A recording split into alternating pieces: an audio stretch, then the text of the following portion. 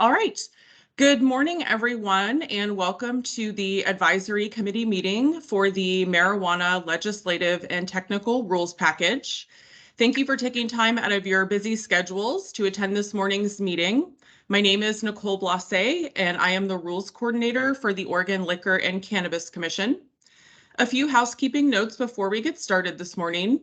Today's meeting is being recorded. Please be aware of whether or not your phone or computer is muted.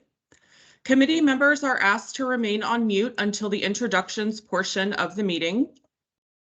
Only invited committee members will be a part of today's conversation. Members were selected due to their level of interest or position within the community. With that in mind, we ask that each of you serve as goodwill ambassadors to the discussion so that you may represent your constituency professionally. Please be courteous to other committee members so that we don't have multiple participants speaking at once. You may use the raise hand function in Teams, or if you are calling in, please interject when appropriate and we will call on you in order. Non-committee members will be able to tender comments during the public hearing and during the comment period. Committee members, please state your first and last name when you make a comment. In hopes of cultivating a platform for better discussion, we will not be doing a share screen during the rules discussion portion of this RAC. That being said, please be sure you have a copy of the draft rules in front of you, or let us know if you need a copy sent to you. And with that, we will get started. Today is Wednesday, September 14th at approximately 9 a.m. Many of you are familiar with the rulemaking process. But for those of you who have not yet had the opportunity, or for those listening in, I will begin by saying a few words about rulemaking and the purpose of advisory committee meetings.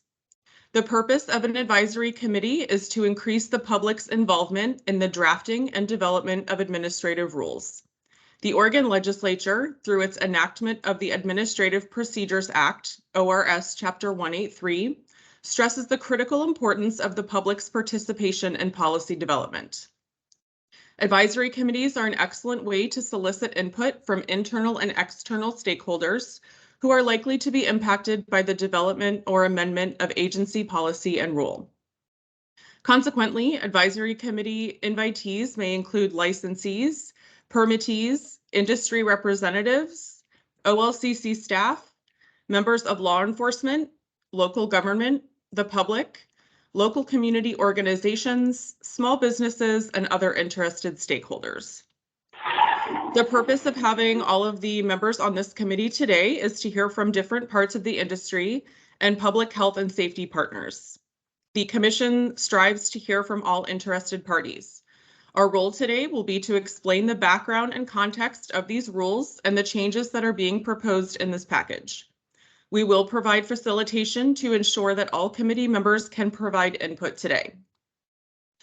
During this morning's meeting, the OLCC will seek your input on the proposed amendments to the Marijuana Legislative and Technical Rules Package. Today, OLCC staff will explain the proposed technical amendments and corrections to administrative rules in Chapter 845, Divisions 25 and 26. Under Oregon's public law meeting, this meeting is open to the public, and members of the public are free to observe our discussion, but may not offer comments. The agency will digitally record this advisory committee meeting and will produce and circulate a record of our discussion. However, because this meeting is intended to promote the open exchange of ideas, we will maintain an informal atmosphere, and meeting minutes will record only the topics discussed and the main points made. Approximately 1 week after our meeting, we will post and distribute the meeting's audio. We will now move on to introductions. We will be calling on you to introduce yourself. When introducing yourself, please state your name and the organization you are representing. Again, I am Nicole Blase, and I am the Rules Coordinator for the OLCC. I believe we have Commissioner Miletus on the call today. Yeah, thank you. Good morning, everyone. Thank you for making it. This is Matt Miletus, Commissioner, OLCC. Thank you, Commissioner Miletus. Stephen Crowley. Stephen Crowley, OLCC Hemp and Cannabinoid Compliance Coordinator. David Standiford. David Standiford, Lab Compliance Coordinator with the OLCC. Thank you. Amanda Borup. Hi, Amanda Borup, Policy Analyst with OLCC. Great. Anthony Galtoski. Morning, Anthony Galtoski, Policy Analyst with the OLCC. Thank you. TJ Sheehy. Good morning, TJ Sheehy, Director of Analytics and Research at OLCC. Thank you. Max Dramistra. Yeah, Max Doomstra with SC Laboratories. Thank you, Max. Ellie Niles. Good morning, Ellie Niles here, Senior Compliance Manager with Nectar Markets. Thank you. Claire Argast. Good morning, Claire Argast with Groundworks Industries. Thank you. Tamzid Sardar. Laura Vega.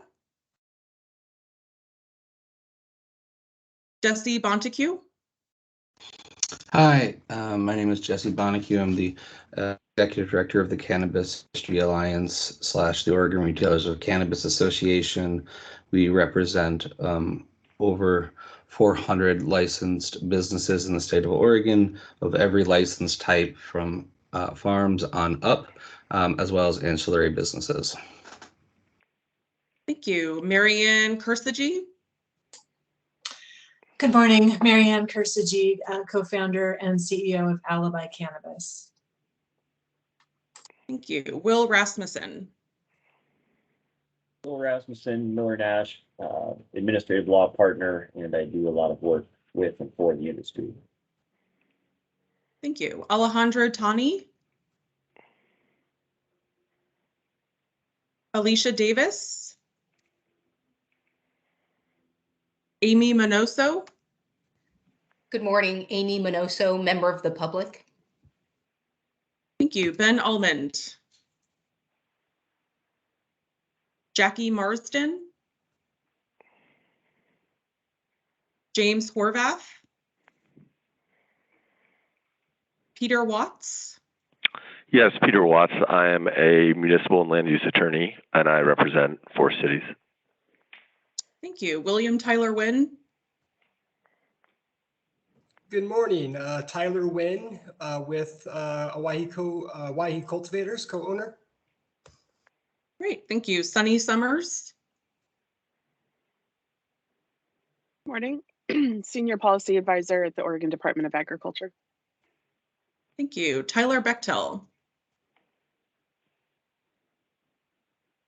Good morning, Tyler Bechtel with the Oregon State Police Northwest Region Drug Enforcement Section. Thank you. Megan Lockwood. Good morning, Megan Lockwood. I'm Section Manager for the Oregon Medical Marijuana Program under OHA. Thank you. Margaret Florshinger. Good morning, Margaret Florshinger, Policy Analyst with the Oregon Medical Marijuana Program with the Oregon Health Authority. Thank you. TJ Rice. And Amy Margolis. Hi, good morning, Amy Margolis. I'm here on behalf of the Cow Creek Tribe. Thank you. Welcome, Amy, and welcome, everyone. Thank you all for attending. Now we will move on to our discussion of the proposed rules language. Just another quick reminder to please put your phone or computer on mute if you are not speaking, so as to avoid background noise. Thank you, and I will hand it over to Stephen Crowley. Thanks, Nicole. So this is our second Rules Advisory Committee on the Bill and Technical Rule Package.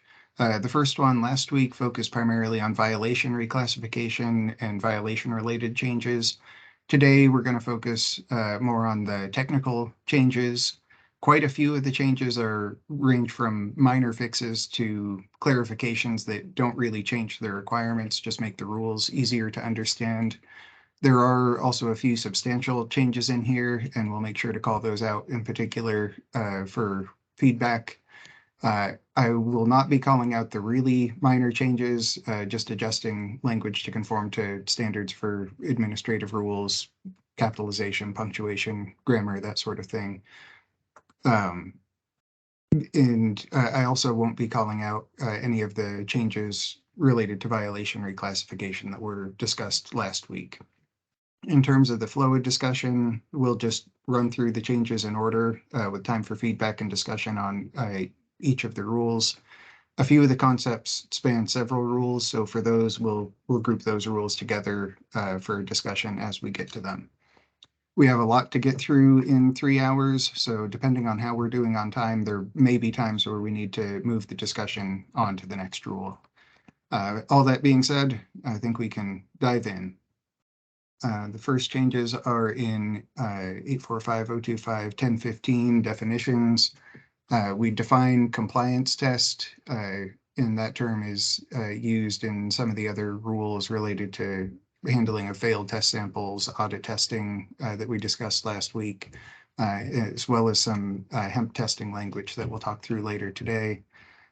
We've adjusted the definition of harvest lot to reference OHA's definition, which was recently updated from being harvested in a 72-hour period to a 7 calendar day period. We define hemp cannabinoid product just for clarity.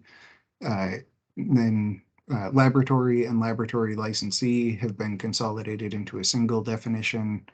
The definition of process lot has been expanded to include process lots of hemp concentrates, hemp extracts, and hemp cannabinoid products.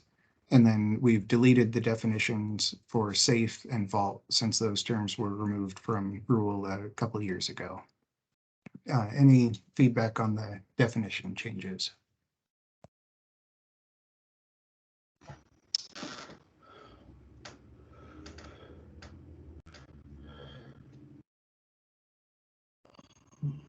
All right, next changes are in 1045. This is updating a reference to the change of business structure rule, since this package proposes to move that into its own standalone rule.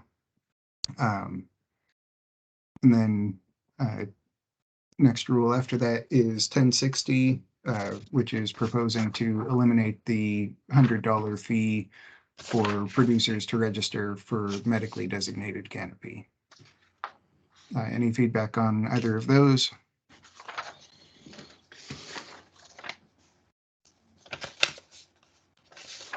And we will come back to the medically designated canopy later on in the rules here, where there's a few other technical changes to that privilege. Next change is in 1100. We've added language to make clear that initial licenses are valid for a term of 1 year from the date of issuance, except for research certificates, which are valid for 3 years. Our current rules just say that the commission will provide licensees with the effective date and expiration date of a license and refer to annual fees and annual renewals. So this is just adding more clarity specifying the license term. Yes, Jesse. Just a general statement. At some point, especially for folks, if they have a good compliance record, it would be really nice if people could apply for, applications and renewals that lasted more than 1 year.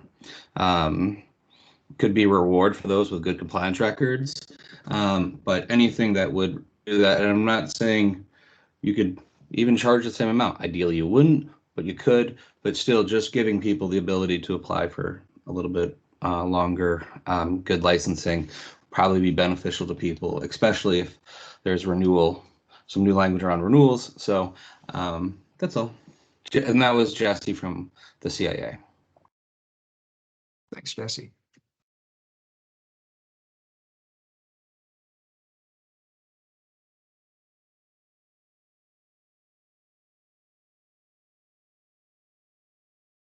All right, our next changes here are in 1135, and this is just removing some of the old language for applications placed on hold prior to January 1st, 2020. We're over 2.5 years past that point, so at this point, any applications that are on hold will all be handled the same. That was kind of some time-limited language from when we were transitioning.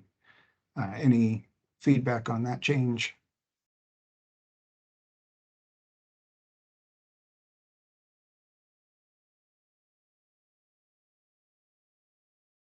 All right, we're cruising here. So 1160 through 1180, what these changes do is they take the change of business structure, change of ownership, and change of location out of 1160 and move each of those into their own standalone rules. The only change to 1160 is deleting those sections of the rule. But there are some changes in the way that the new rules have been formulated. So the first one, 1165, change of business structure. This is slightly recasting changes of business structure. They'll work pretty similarly.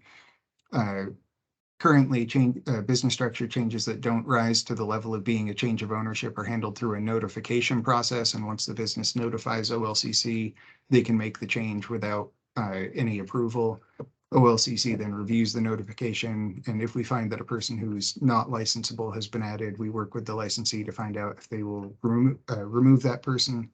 If the licensee does not want to remove that person and wants to take the issue to an administrative hearing, under the current rules, OLCC would need to propose to revoke the license based on the involvement of the unlicensable person. And that's kind of a clunky process. So this proposed amendment would change the process from a notification to a request. As long as the request contains all the required information, it would receive conditional approval from OLCC, so the business still doesn't have to wait to make that change. But this way, if it turns out that an unlicensable person has been added, OLCC can propose to deny the request rather than proposing to revoke the license. There's no change here in terms of what constitutes a change of ownership versus a change of business structure. Any feedback on the language in 1165?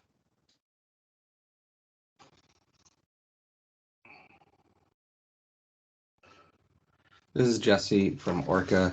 I just so for the record, my understanding from your description in our conversations is that this should benefit licensees and make the ability for them to do change of ownership more easy, and allow and address some of the concerns about the process, the timeline in which a new person was added to a license versus, and able to have some sort of stated interest in the license, to provide them security when purchasing or becoming involved in a license.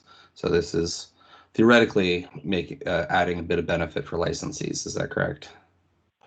I'd say that benefit was added in the previous change to the change of business structure rule, which I believe was from 2020, where we kind of instituted the notification process. Right. The goal here is not to make it any more burdensome than the current process, just to make the kind of administrative process, if there is an issue where a potentially unlicensable person has been added, make that process simpler to handle between the licensee and OLCC.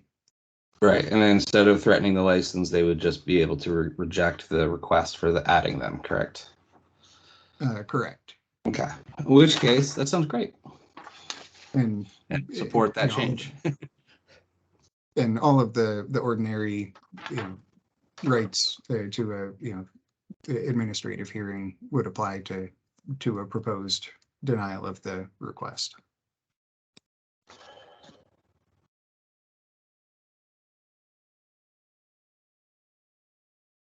Any other feedback on that one before we move to change of ownership?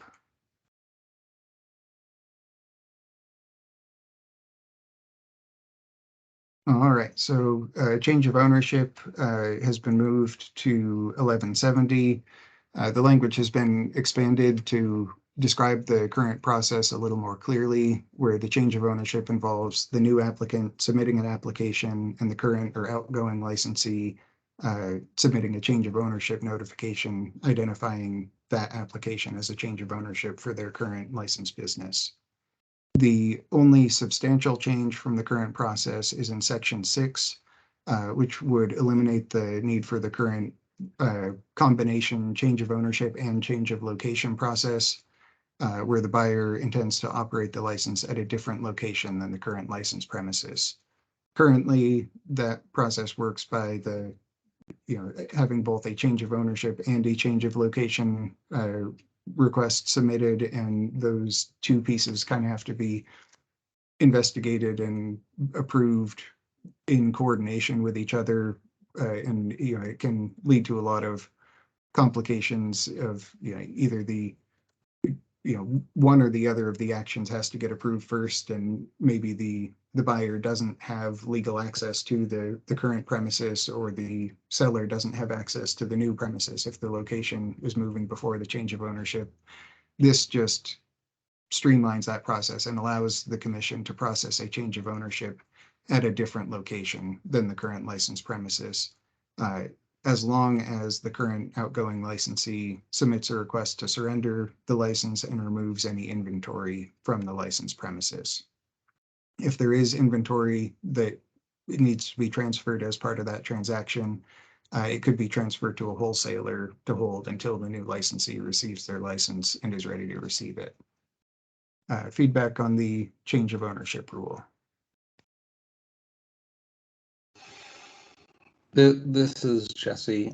Is the transfer of marijuana items to a wholesaler is like required no matter what the circumstances, or is it possible to still thread the needle and have like a change of owner, change of location ownership take place in a single, like over the course of the day, or does it have to go to a wholesale license no matter what?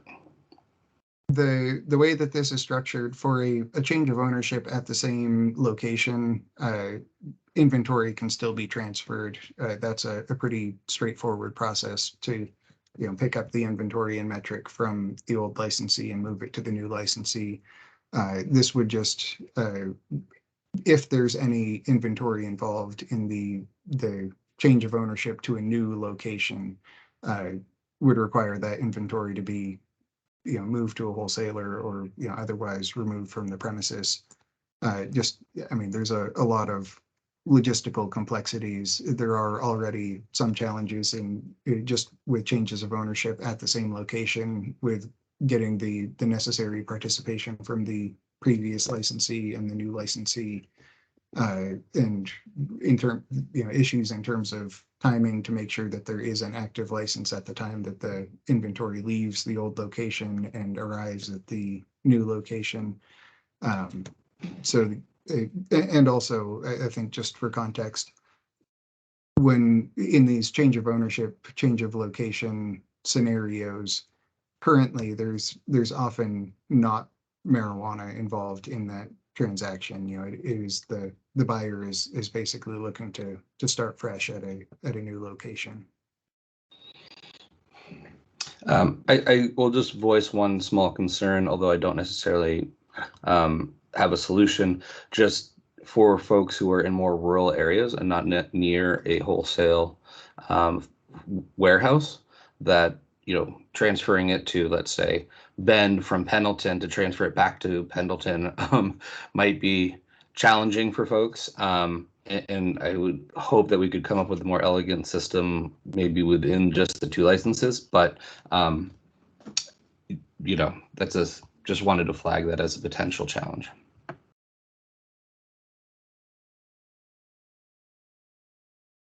Thanks, Jesse. Any other feedback on that concept? Peter, other natural disaster. I'm sorry, So you cut out there. Who's speaking? It's Peter Watts. Is there a what if there's an incident such as a fire or otherwise? One of my cities is on the coast, Gerhard, and we're doing all of our tsunami inundation planning for that.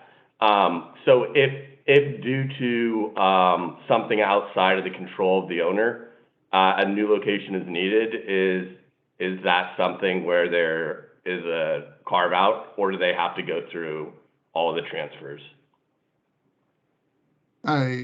So in that case, it sounds like you're talking about a change of location, which is not impacted by this rule. This would only impact a change of ownership to a new location. So a new owner of the business Okay, and the thank you. licensed premises.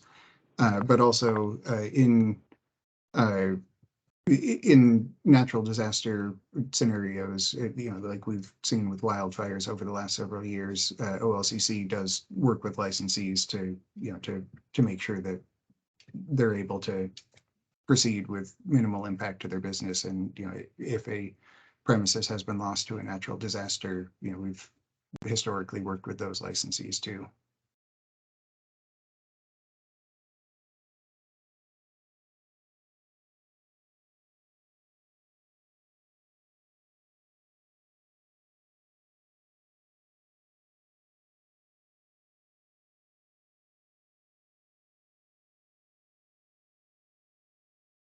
All right, so I guess we can move to the next section here, 1180, which is the change of location language.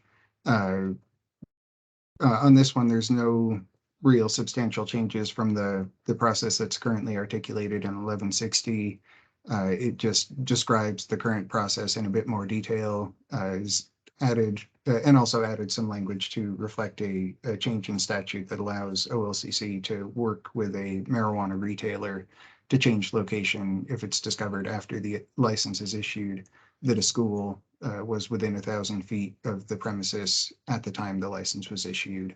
That just gives some flexibility when, for example, there are some smaller schools that don't necessarily make it onto the school map, and if one of those issues comes up, this allows OLCC to work with the retailer to be able to relocate their premises.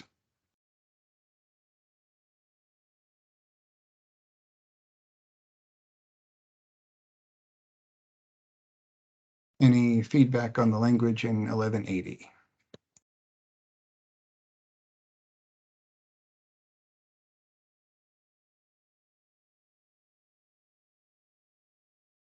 All right, moving right along, 1190 license renewal. This kind of reflects the same sort of change that we discussed in 1100, just clearly specifying the license term, and add some language to address situations where a renewal application cannot be processed, for example, due to an ongoing compliance issue where the commission has proposed license cancellation. This just makes clear that OLCC may still require annual submission of a renewal application and a renewal fee for the license to continue to operate pending a decision on the previous renewal. Any feedback on 1190?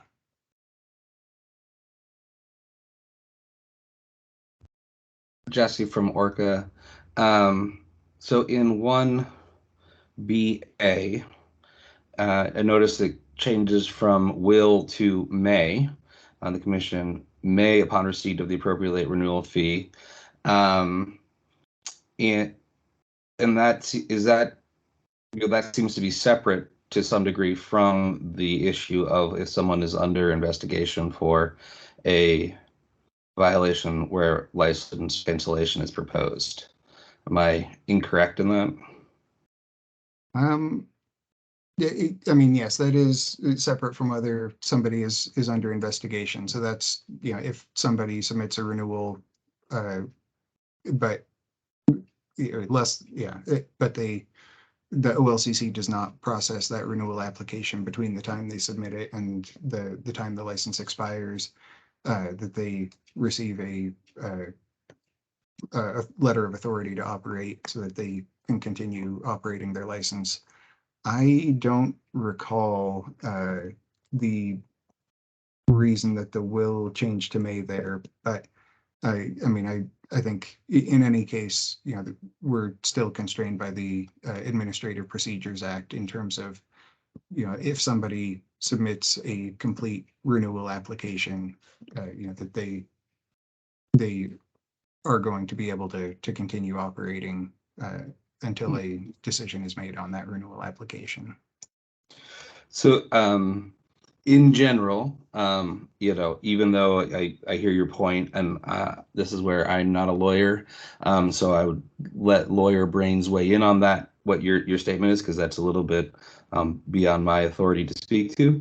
That being said, changing from a will to may does make me a little nervous. I understand, I can imagine that might be necessary for the further things, but just really clear. I mean, I think it's someone losing their license or ability to renew because they missed a simple deadline is terrifying to me, and I would like it to stay will. If you need to put in other language to enable you guys to, address the situation where someone's under investigation for cancellation or revoking of license, like let's have that convo. But generally speaking, as much clarity and predictability as we can give to our licensees, the better.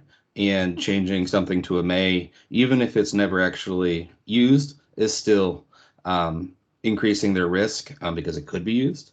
And so it'd just be nice that people still know that they don't, that if they apply a little bit late for the renewal, it's not going to cause them to lose their license, and that they have the ability to affect it without it being a major thing. So if there's not a clear and absolute need for it, I would strongly suggest just leaving will. Yeah, that's good feedback. I've made a note to check into why that change was made and if it's necessary.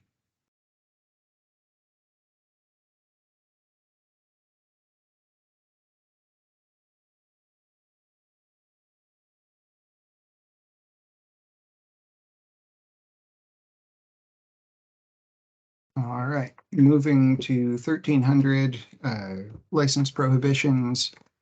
So this rule, along with 8520, have proposed amendments to allow drive up, walk up, and on-site delivery to continue. Since the early days of the COVID pandemic, this has been allowed partly through exercising discretion in enforcement of rules that would otherwise prohibit it. We've also heard that some retailers find that this helps keep their employees safer. These proposed amendments would make a permanent change in the rules to allow sale at a drive up or walk up window going forward. Feedback on this change. Jesse from Orca, thank you. This is something our members have wanted and advocated for, and we've supported for a long time, and appreciate the fix and listening to folks. It has been a big concern of many who have used this to protect their workers, both from disease and from violence. So thank you, and we appreciate this fix.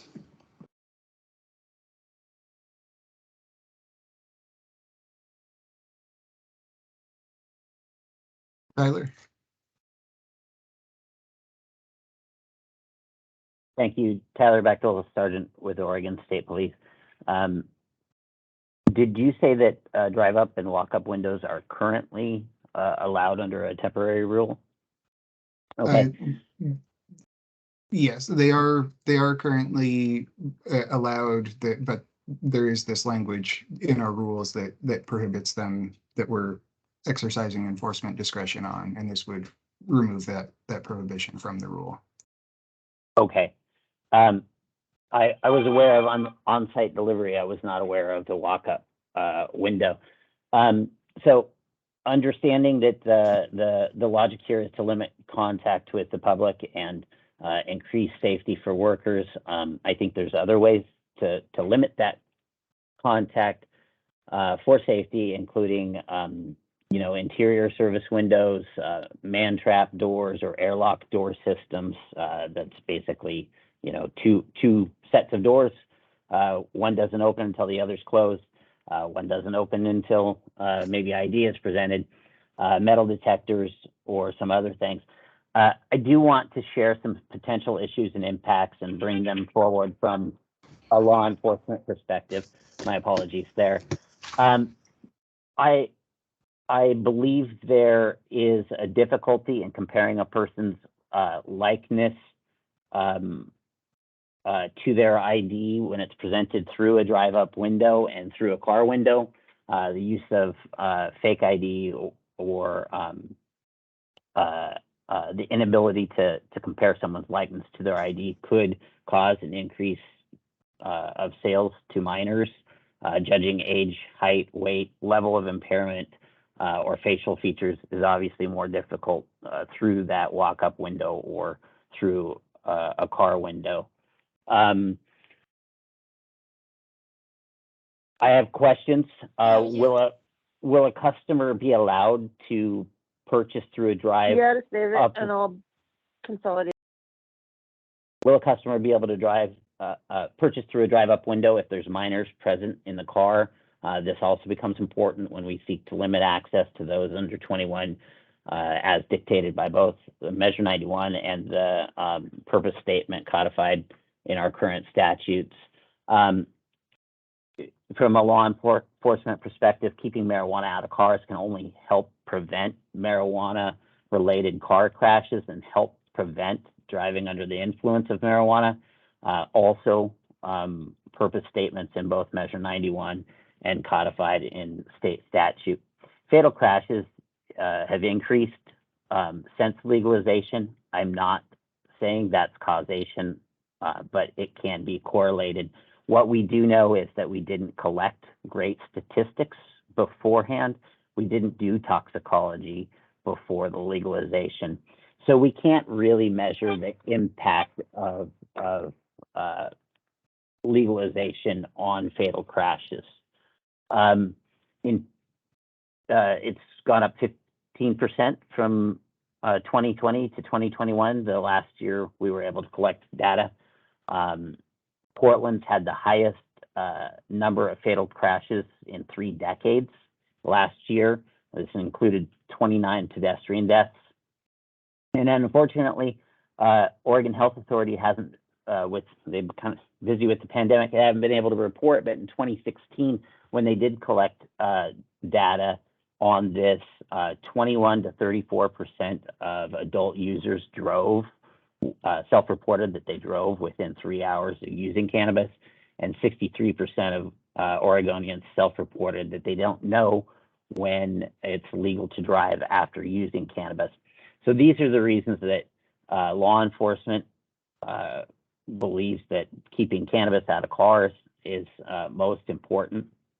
I want to point that we have laws to mitigate the use of alcohol in cars, like open container laws.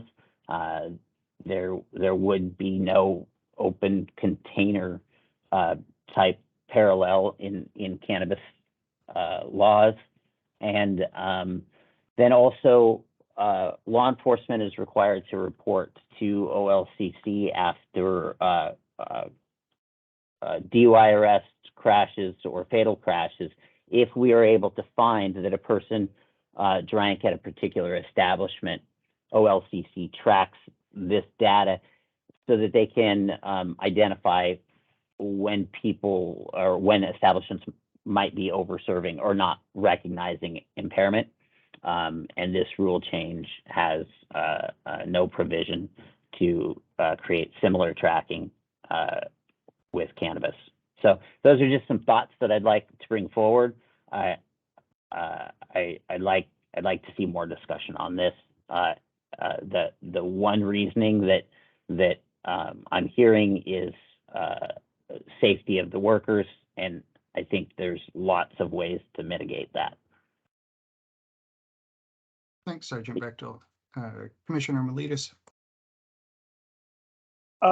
Just a question, and I got a text too from a interested party. But we talked a while back about maybe allowing for vending machines and not.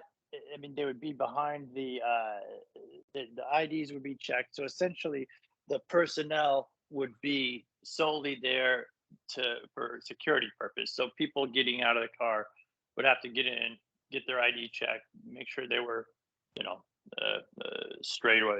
They weren't.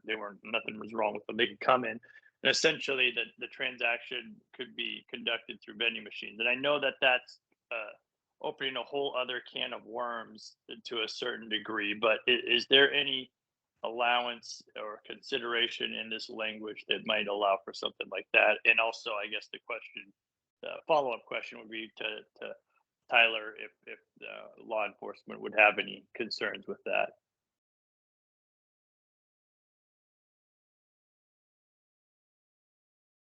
Well, thank you, Commissioner. I don't know that I'd be able to speak on a law enforcement opinion. I hope that what I brought forward right now is not coming across as my opinion, maybe food for thought or concerns from a law enforcement perspective. I think vending machines is a novel idea. I have no personal research into it, and I believe that if it was controlled properly, then yeah, that sounds kind of cool, honestly. Okay, sounds good. Yeah, and good. Okay, yeah, it sounds like staff's got their hands up, so I'll let them respond on some of that. But I just thought I'd throw it out because we're at this section right now. Thank you.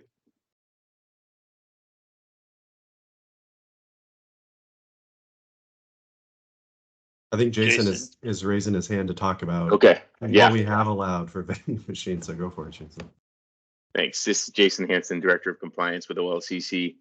So to date, I'm not aware of any actual vending machines or automated distribution boxes or whatever you might call them. We have been approached with ideas from the industry, proposals to allow for them, and what we've done in those occasions have gone through the rules and what's required if one were to operate a vending machine, and ID checking and control of the product, accounting of the product, ensuring that the cannabis tracking system is used appropriately as product is sold. To date, I've not been made aware that any of those have actually come to market in Oregon.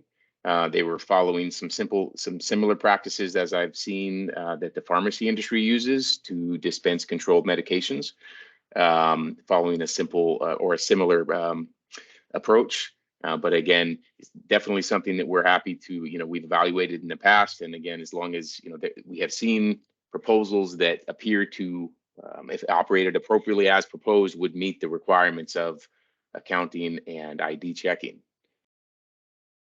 Okay, yeah, then we don't have to waste a ton of time on it, and for the folks that texted me, maybe what I'm hearing then is they should submit their proposal and just make sure it even comports with the rules as we have them now versus trying to shoehorn this in at this point. Is that maybe a good way to sum it up? Yeah, I would, again, Jason, with OLCC, I would say that the rules as it stands and how we account and require accountability of product and proper identification checking, there are ways that have been approached to meet that by using a vending machine. And so I think that would be, continuing with our practice and how we account for product, rather than having a built out portion of the rules specifically speaking to vending machines is probably best, because there are so many different ways I can imagine that people could come up with a vending machine. All right, sounds good. Thanks, bud. I see that Jesse, this is TJ from OLCC. I see Jesse's hand raised, but before Jesse, you weigh in, Tyler, I had a follow-up question for you. The proposed rule change here is to strike the prohibition on both walk-ups and drive-ups. I just want to ask what you laid out as potential concerns or items for discussion. How much of that was specific to drive-ups, and how much would cover both the walk-up and drive-up piece? Yeah, honestly, it's mostly all specific to drive-up. Let's be honest. Walk-up, there's not a whole lot of difference from walking up to a counter. They might have a little. If we were going with the scenario where there's someone there for a robbery, they might have a little bit more control when they're inside. They might have a little bit more concealment while they're inside. So a walk-up window, I think, takes that control and concealment away from a potential robber, but doesn't really affect what the concern I brought forward is, which is cannabis in cars, which is impairment driving, and there's a little bit again. How a law enforcement officer gauges impairment. or begins an investigation, you're going to have the odor. You wouldn't necessarily have that through the walk-up window, but you could smell fresh burnt marijuana if you're, standing across the counter from somebody, and then you're going to look at their eyes. Well, I could see where you would have sunglasses on if you're outside a window or in a car, so you wouldn't be able to tell if somebody's eyes were bloodshot or watery, or if they were having problems with their nystagmus, their tracking.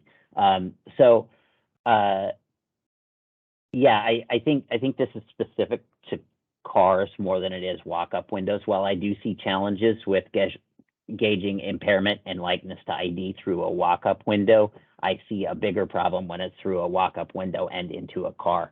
And then the other thing too is this all is focusing on driving up. The argument can be made, well, what's the difference between driving up, parking your car, walking in, buying it, and then walking back out? And I understand that, but I think it's incumbent on us as regulators and law enforcement to really look at how we can keep cannabis out of cars. And this is one way that we could do it. That and another big concern is there would, in my opinion, we would, as a committee, want to look at what happens when someone rolls up with 4 kids in the back seat and they're purchasing cannabis. I don't see that that's addressed here. Thanks for that clarification. So this is Jesse from Orca. Thank you for the moment.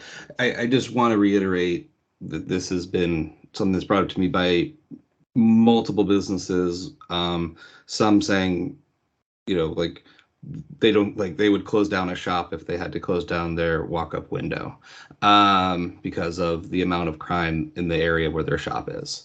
And it's not just that they're being subject to the crime. It's that their employees it's hard to retain and keep employees that are willing to work in that location because of some of the crime that is in these areas. So I strongly encourage us to continue with this policy as written and find other ways to address Tyler's things. Like one of the best ways to do this, it would probably loosen some of the delivery restrictions and find ways to support home delivery at a much greater level. That's not available in these current rules, but that's a conversation we've been having as an industry. The other thing is like, I understand all your concerns, but I've never bought cannabis and not got back into my car after the fact. There is the driving, and there are some of these distinctions of there's no law against someone going into the store, having 3 kids in the car, going into the cannabis store, coming back out and having 3 kids in the car. That's not against the law. So some of these distinctions, I understand where they're coming from. I'm not opposed to the general desire to address the outcomes you've been talking about, but I still think that there might be better ways to do that through education, through through changing the ways that we can do home delivery and other things like that, versus this, which is I think provides a lot of security to licensees.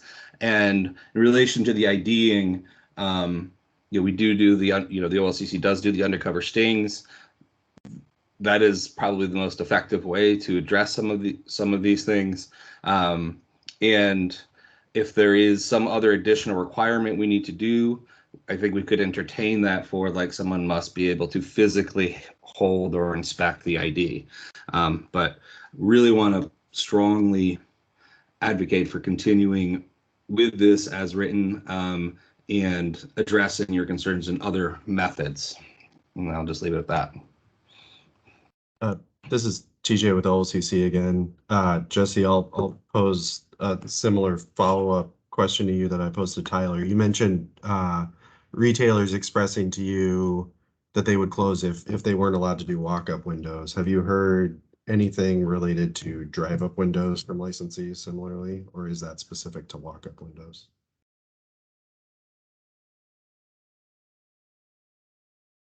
You're muted if you're talking, Jesse. Sorry. Thank you, TJ. I would say I've heard it more often in relation to walk-up windows, but I have heard the drive-through repeated, like I've had probably 10 different conversations with 10 different retailers, all requesting drive-through for several years now, really since the beginning of COVID. People have bought buildings based off of the hope that you guys make this change because they really see the value in that. People are really like I said, I've had lots of conversations about the drive-through, and people really wanting to be able to implement that dynamic for themselves. And I don't think there's a huge significant difference between someone. I mean, we can do curbside delivery right now. The person doesn't get out of the car in that situation. Someone comes out. It's just a slight variation on that. And so I would say, yes, it's more about the walk-up windows, but only slightly. And there's a lot of desire for the drive-throughs to the point of which people have bought buildings for the specific hope that this rule changes. Thanks. I think Sunny and then Commissioner Maligas. Good morning. This is Sunny with ODA again. You guys are going to laugh at me, but what about bikes? And I asked that because I literally ride my bike to the drive-up window at Walgreens, and I had to ask the lady because they have a sign that says walk-ups will not be served because they're afraid folks are going to get hit if they walk up to the drive-up window. And I asked her, like, does that include bikes? So I'm assuming Portland has a lot of folks, and Eugene and some other places that might be using these kind of facilities from a bike. And does it need to be addressed in the rules, or how does that affect Tyler's concerns? And I used to have a bike that was a cargo bike, and my kids rode on it, so that could come into play as well.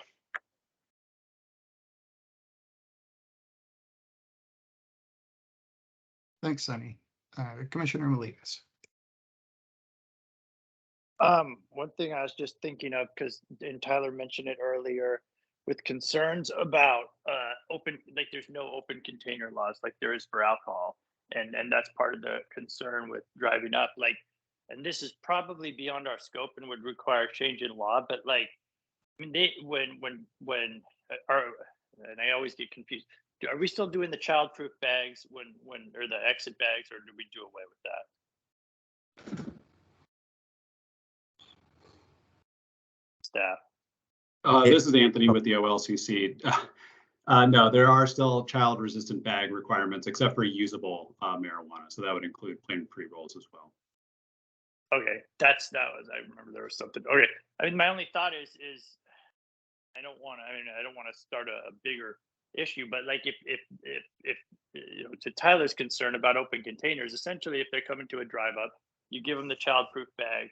They get pulled over and they got kids in the car and they got the child-proof bag open, and maybe that could be something that we put in state law. I think that's well beyond our scope at OLCC, but while we're having this discussion, I just wanted to throw that out as a potential solution. The other thing is to Jesse's concern on the drive up and people buying buildings for that. I mean, you're never going to get a drive-through again in the city of Portland. They don't issue them anymore. So I mean, there's drive-up windows are kind of going the way of the dinosaur just for a lot of reasons. But it's a good idea. It's just really hard to get them, at least in the city and even in the counties now. It's tougher and tougher. But you can get them, more power to you. It's just a different dynamic. So anyways, just throwing those couple things out there.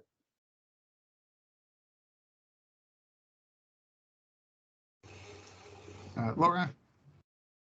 Hi, everyone. I just wanted to mention two things that weren't mentioned before, specifically about a drive-up window at the retail level.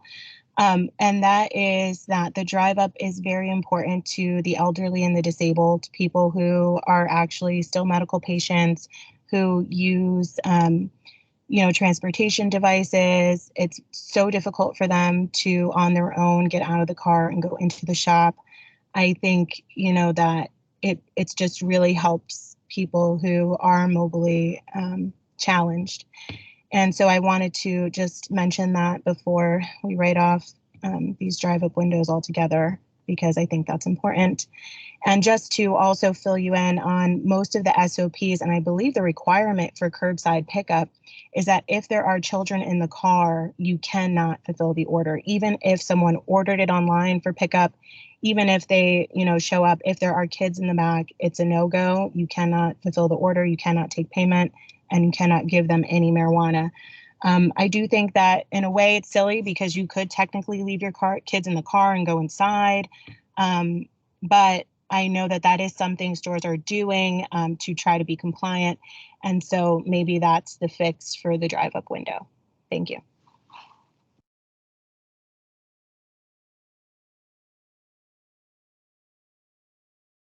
Thanks, Laura.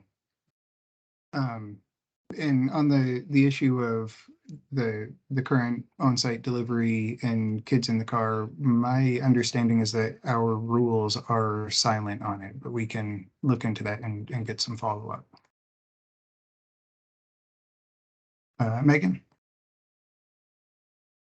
Hi, Megan Lockwood with the Oregon Medical Marijuana Program. I just have a quick question. Do you guys, just thinking about the impact of this, we know how many drive-throughs exist now?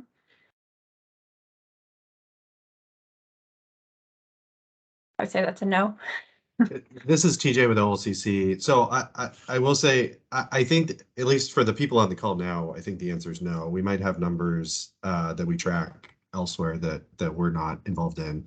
I do think, though, the main goal of this proposed rule change is clarity, because, Stephen mentioned that we created that rule during COVID, but there's this conflicting rule that's still on the books. And so there are drive-ups that happen, but it's in the context of on-site delivery, and our rules are just not clear on what the parameters are, what's allowed, what's not allowed. So I think the primary goal here is to set the even playing field so that it's clear on even things like what Laura was saying of, are kids allowed in the car for this or not, right? So I think the primary goal of this update is clarity, so that we're moving out of the sort of cobbling things together in an emergency during COVID and making clear what the lay of the land is. Thank you.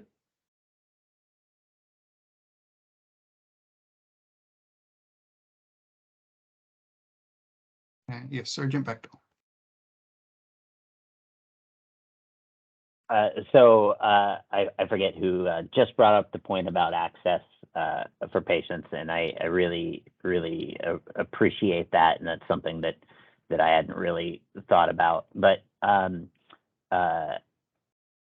of along the lines of what Megan was just talking about, I'm wondering what data there is on how many drive-through windows there are, and then the data on the worker safety. I'm wondering if we're trading a Portland problem, or we're trying to fix a Portland problem with a statewide fix. Are the robberies localized in Portland? Is the cause of this, lack of law enforcement and lack of follow-up in Portland? I know that every case I've been aware of, it's not they just robbed one retailer, they rob multiple. It tends to be crews. So I'm wondering if we're applying a statewide fix to a Portland problem. I guess would be just a comment there, and a question, if we have that data, are these robberies happening outside of Portland? Is worker safety just as big of a concern, or is it kind of a localized thing? I just don't want to trade a known safety risk for an unknown, and that unknown is the impaired driving. We just have really bad data on that, and that's a risk to everybody all the time. Whereas I would hazard to guess that you could drill down on the robberies and say that it's a risk to people in Portland in late hours, in understaffed, or in locations in high crime areas. So I think you could drill down on one and know what your problem is, and the other, you just, unfortunately, not right now are we going to know about that.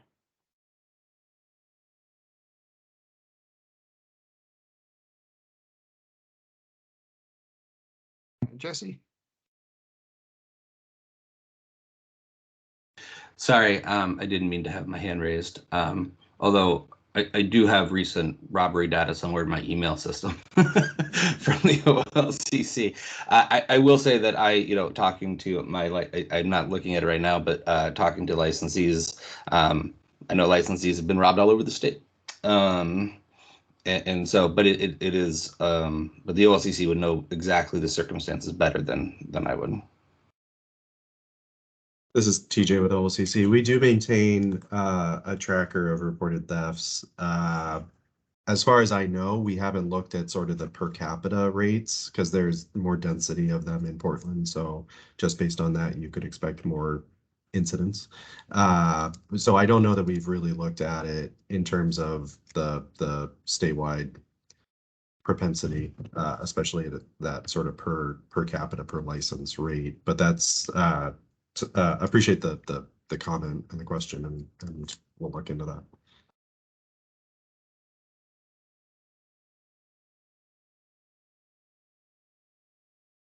I think just one other piece of context, there is still the ability for local cities and counties to implement time, place, manner regulations on businesses. So if there are cities or counties that would have issues with this business model, that is something that I believe could be addressed through that mechanism. Feels like we've more or less bottomed out on this. Any last thoughts before we move on?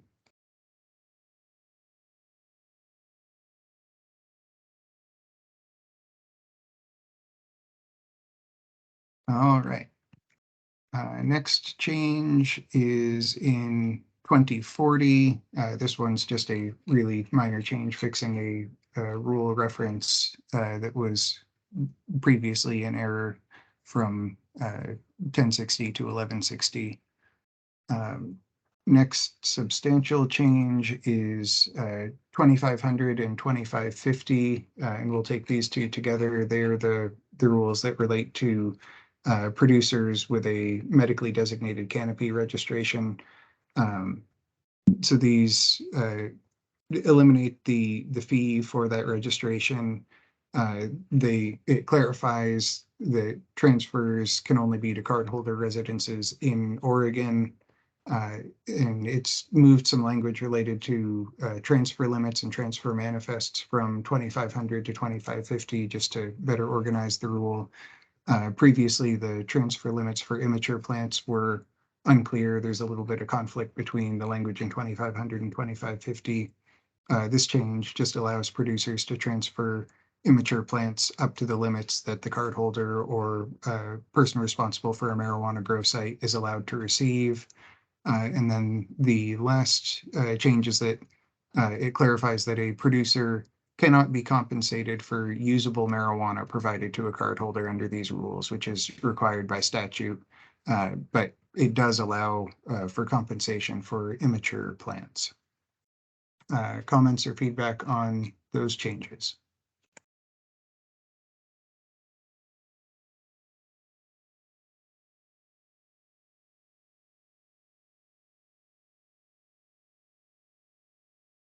All right. Next changes are in 2750 and 2755.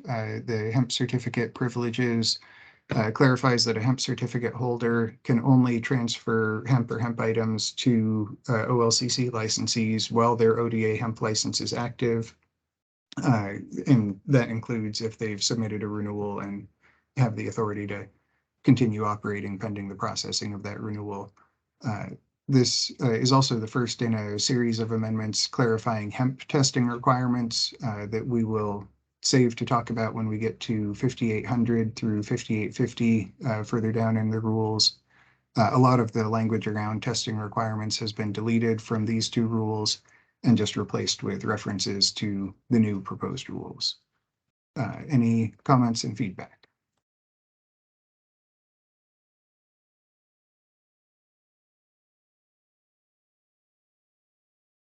All right. 2775 CTS requirements for hemp and hemp items references the new proposed testing rules.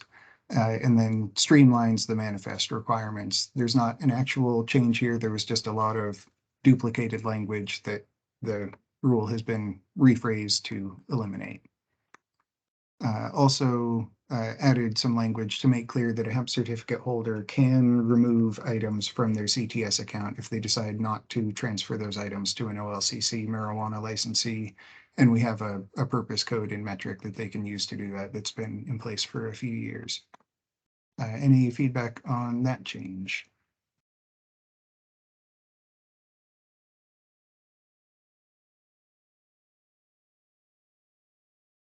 Next one is 2785, which is more conforming changes for the new proposed hemp testing language, which I promise we'll get to pretty soon.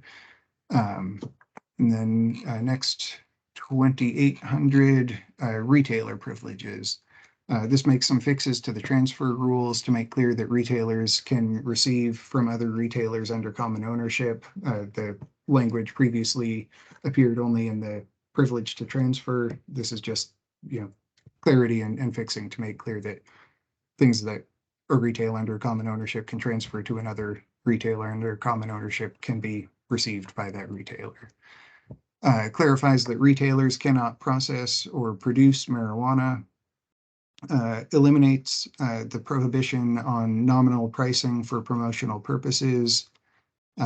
Prohibits charging cardholders more for an item because they don't pay tax. And then amends the discount rule to prohibit discounting specifically when the discount is contingent on the purchase of a non-marijuana item. So for example, buying a $50 jar and getting the marijuana for a penny. Note that there is still a prohibition in statute on discounting a marijuana item if the retail sale of the marijuana item is made in conjunction with the sale of any other item. So we may put that language back in, and even if we don't, the statute still applies. We're currently working on getting some clarity on whether there's a distinction between discounts being contingent on a purchase versus being made in conjunction with a sale. Feedback on those changes.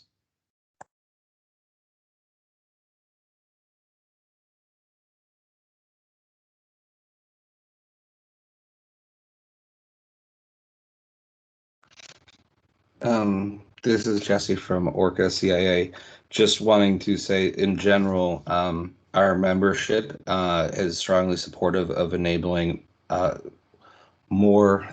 increasing their ability to provide discounts to consumers is widely supported. So thank you. And hopefully we'll be able to work out everything with statute.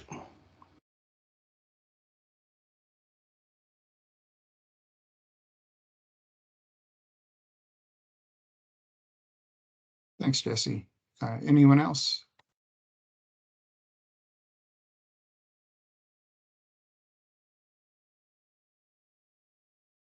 All right, next change is in 2885, the on-site delivery. And this is just a minor correcting a reference that was renumbered from 7580 section 5 to 7580 section 6. So not a big change there. And next change after that. So here we've made it hemp testing. And so just to be clear on what we're doing in these sections 5800 through 5850, basically nothing is changing.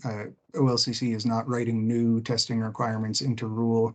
Hemp items in the OLCC system already need to be tested the same way as marijuana items. This is just laying out really clearly what it means for a hemp item to be tested like marijuana. There's a lot going on here, so I'm not going to read it all out word for word, but if you're familiar with ODA's hemp testing rules, these are structured very similarly. In broad strokes, 5800 has definitions and specifies what type of marijuana item each hemp item is equivalent to. 5810 describes what these rules apply to, OLCC licensees and OLCC hemp certificate holders. Except that it does not apply to hemp or hemp items that a hemp certificate holder will not be transferring to an OLCC licensee. It also describes how to read marijuana-specific language like processor or processing site from the OHA testing rules in the context of hemp items, and that references to marijuana THC limits in those rules in this context should be read as referring to the hemp THC limits in 845.025.2760. 5815 describes what information certificate holders and licensees must provide to a lab when requesting the tests. 5820 describes which compliance tests in OHA's rules are required for each type of hemp item. 5830 describes the batch requirements and batch size limits. 5840 allows wholesalers to coordinate testing of hemp items for a processor the same way that they can coordinate testing of marijuana items. And 5850 describes options for failed tests. And now I know I said this doesn't change anything, but it does actually change one thing that I think will simplify the process of bringing hemp products into the OLCC system. 5815 Section 5 allows certificate holders to request the required compliance testing on any hemp or hemp item that they're eligible to transfer to a licensee under the privileges of the certificate. Currently, certificate holders can only request testing on hemp or hemp items that they produced or processed, which poses a challenge for white labeling and products imported from manufacturing facilities in other states. Under this proposed change, a hemp handler certificate holder could now test and transfer in items that they receive from another manufacturer. So I know that's a lot, but any feedback on those rules?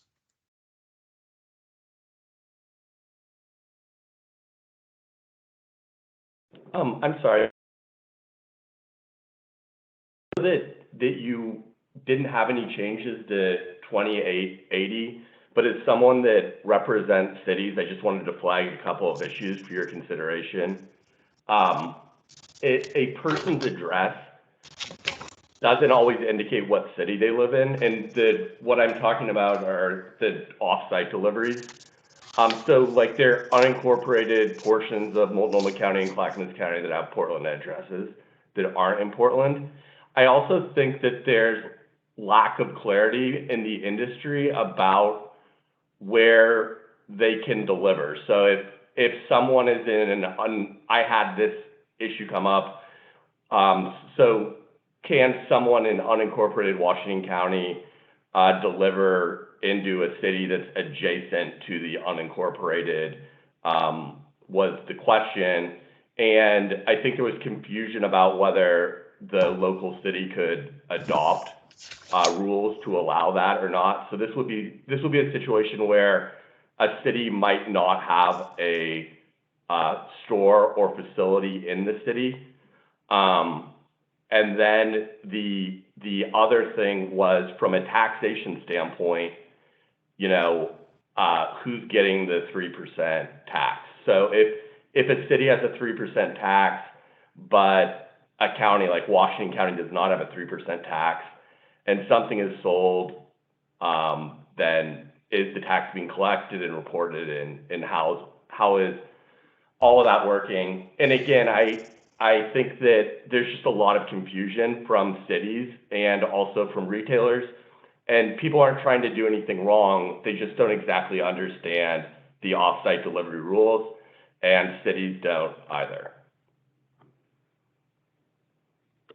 Thanks for the feedback. Yeah, and the home delivery, off-site delivery rules were open last year as part of the billing technical fixes. That was where the issues of delivery to an adjacent jurisdiction were addressed, and basically the long and short of it is that that is allowed if the adjacent jurisdiction has opted in to allow for those deliveries. As far as I'm aware, no jurisdictions have adopted ordinances to allow adjacent jurisdictions to deliver, but I put a link in the chat to our home delivery page. I believe we have a map there that shows what areas are adjacent and kind of clarifies if you can look up any location, the location of the specific retailer, and see where, what jurisdiction they're in and where they can deliver to try to help provide more resources for people to understand where they're located in terms of the issue of the city name and a postal address not corresponding to a jurisdiction.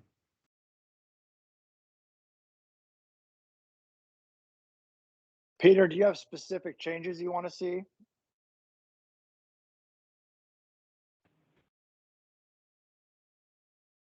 I mean, I just think that, you know, I'm hearing anecdotally that folks are delivering to cities, and I think that they, you know, I just think that,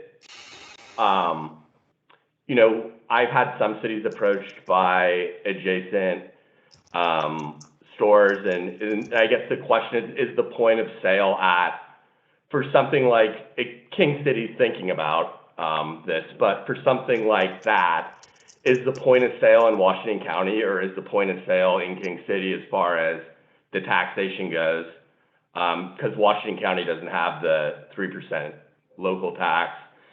And then, you know, if in other areas where it's delivered, it's just, I think there's a lot of confusion. And so it's probably not a conversation maybe for this conference call. It sounds like, I mean, we've got a huge amount of stuff to get through, but it's something that my jurisdictions are kind of struggling with. The reason I asked, SDK being another one that and I'm not sure whether they passed an ordinance or not. I know that deliveries are happening there. And the question is, you know, would we get the 3% tax? Yeah, you know, I don't know if there's time to do it here, but for staff, because we're doing this package in two parts, and this is where I get confused. If we wanted to get his issues on the agenda for the next meeting, would that be a possibility? Or are we already submitted? I forget when we submit to Secretary of State all our stuff. This is TJ with OLCC. So this, I think, is the last rack we're doing before we need to put this out for public comment by the end of the month. And then we bring it to you all, Commissioner, in, what is that, November. I think specific to home delivery, one thing to keep in mind is there was a bill passed in I think the 2021 session that laid all this interjurisdictional delivery out. And so I think for the most part, changes on that piece would have to be statutory changes rather than rule changes. So it's a little bit larger of a discussion than just what we would unilaterally be able to do. We obviously have a session coming up next February, long session. So that could be maybe a venue for that discussion to take place. Okay, sounds good. I just wanted to clarify. Thank you. And this is Amanda from the OLCC. I just wanted to add that the term adjacent was actually used in statute. So we agree that that can be confusing, which is why we made the map to try to make it a little bit easier for people. And I believe Stephen Crowley just posted the actual language from statute into the chat. But as far as cities and counties and the confusion, we could have a meeting aside from this to discuss that, that statute and possible changes to the statute that might make it easier for cities and counties. That would be great. Maybe that's a good idea. Okay, let's circle back on that. Thank you, guys. Thanks. And so back to the hemp testing clarification rules. Any feedback on those proposed rules?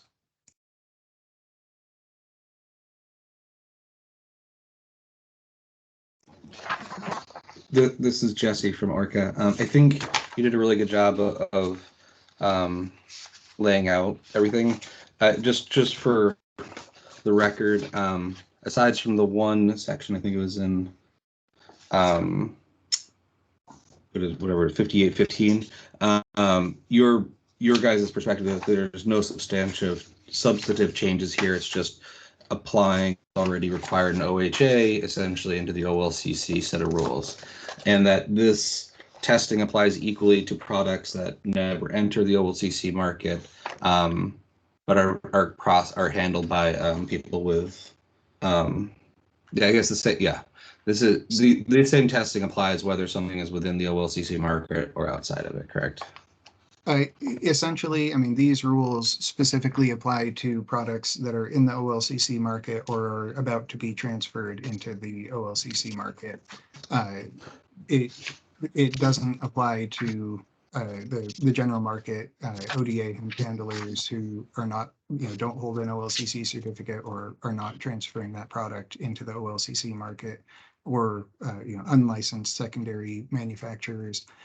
There are testing rules for those items that are essentially the same requirements, but that testing is required under statute in Chapter 571 and under ODA's rules implementing those statutes.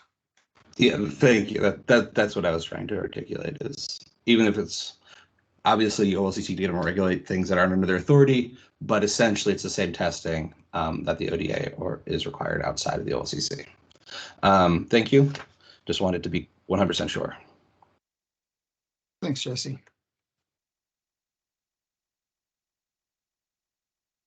All right. Next edits are in 7,000 through 7190. Rather than go rule by rule, I think I'll just take these all together. These are mostly cleanup changes relating to hemp labeling, clearing up terminology to refer to hemp items or hemp cannabinoid products as needed, rather than industrial hemp commodities or products, which is kind of a more broad term. There is no actual change, though, in terms of how hemp items are getting labeled. Other than that, there are only a few other changes. Sesame has been added to the list of major allergens. Beginning July 1st, 2023, any product containing sesame must include that as a declared allergen. And then there's some just minor clarifications on the principal display panel for very small containers with lids. And then there's one rule where the driving warning language was changed, I think about 5 years ago, from saying it is illegal to drive a motor vehicle while under the influence of marijuana to do not drive a motor vehicle while under the influence of marijuana.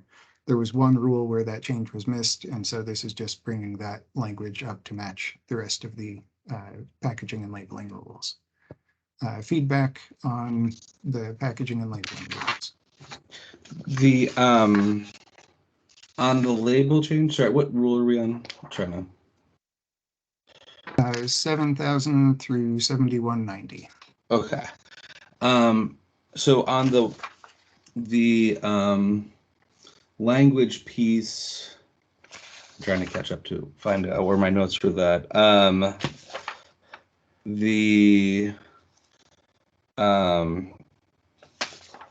Is that in that's in 7030, right? Are we not there yet? Yes, if you have comments on 7030, this is the perfect time. Okay, I'm sorry. So when does that, because that's for a hemp item, right? So correct me if I'm not tracking all of the different types of products. But when would this go into effect, this label change? Jesse, are you referencing the small or tiny container labeling change for the hemp warning? So I'm on page 67, 11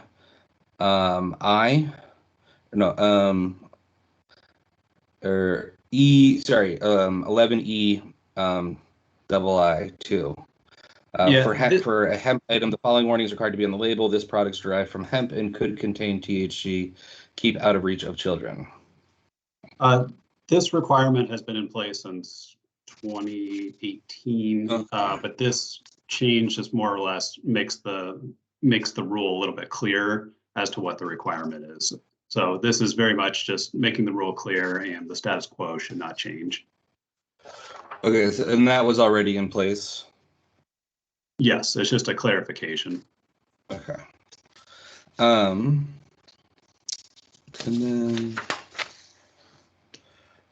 I think that's the only.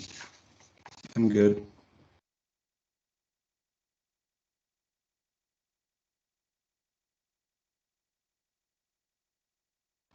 Sorry, this is Jesse from the CIA Orca. Which hemp items are required to be put into child protective packaging? All hemp items except for usable hemp, which would also include a hemp pre-roll. And that has been the status quo for quite a long time. Yes. And okay. I just curious, even if it doesn't contain any THC? That is correct. There are no allowances for products that do not contain THC. And, you know, quite frankly, most hemp products do contain some appreciable amount of THC. Okay. And I think the other context I'd add here is this is specific to hemp items as that term is defined. So we're talking cannabinoid hemp products. That doesn't include, you know, a bar of Dr. Bronner's soap that doesn't contain any cannabinoids. Products made just from grain or fiber from hemp, you know, hemp t-shirt doesn't need to be in child protective packaging.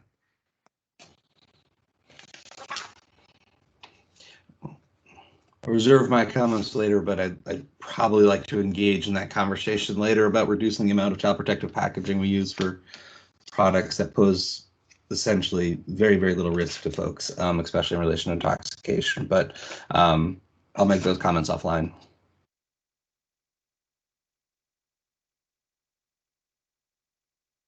Thanks. All right, so I think the next section with changes here is 7575, which I will hand it over to TJ to discuss. Thank you, Stephen. So I'm actually going to shift and start with not the rule language, but screenshots that were distributed to RAC members, because I think starting with the screenshots is going to help. Sorry, I'm clicking around blindly. I gotta find the actual place I'm looking. Okay, so this is functionality that we've requested from Metric, and I'll sort of start at the high level overview. Right now, processing in Metric is essentially glorified repackaging, and so it does not actually take into account the complexities of processing. And so things like multiple runs from the same source material, you can't really account for in Metric. Because when you say I'm taking X amount of usable marijuana to make Y amount of something else, it converts that usable marijuana fully into that other thing. So you can't take two or more derived packages from the same amount of source material. It also doesn't really allow for the accounting of in-process processing. And so this is something I want to discuss and get more feedback and details on. But, you know, if you it takes more than one potentially day to process all the marijuana you have in a process lot. There's no way to say this usable marijuana is being processed. It just sits there in Metric as a package of usable marijuana with no ability to distinguish in process versus sort of sitting on a shelf. And then lastly, Metric doesn't account for wasted source material, spent biomass, particularly in extracting. So there's no ability for us on the OLCC side to align our requirements on waste accounting and retention with processing, because that processing material gets quote unquote repackaged into something else. It doesn't actually account for the spent biomass that you still have on hand when you're making something like distillate. So that's sort of the high level overview of what this functionality is aimed to do. I'll just say that the goal in terms of amount of information put in or data or time spent entering data, the goal here is to remain essentially net neutral for licensees entering data. And it's really just more about where that data gets put in so that it accounts for the complexity of processing in a much better way. So going through the screenshots, and this is sort of sequentially the way that the business flow would work. And all of the things that are in the rule that we'll talk about in a moment sort of align with the things you have to put in these areas. So this is not about, you know, finding other ways to put it in. This is the workflow that sort of works you through when you're doing the processing. So the first step is to create a processing job type. This is sort of at that top admin level for licensee, like items or strains or those sorts of things. And so you're creating the name of the job type, which would be whatever a licensee wants, a brief description and processing steps. And so this is in rule where we'll talk about putting in some of those details of, what SOPs you're referencing in doing this processing. And then over on the right-hand side here, you're categorizing or assigning attributes to these every time you run the job. And so this category is a single select, and these attributes are multi-select. And we'll get into that in a little bit more detail when we jump into the rule language. Once you've set up the job type, that's then there in your system, like a string is or like an item is, to associate when you actually record your activity.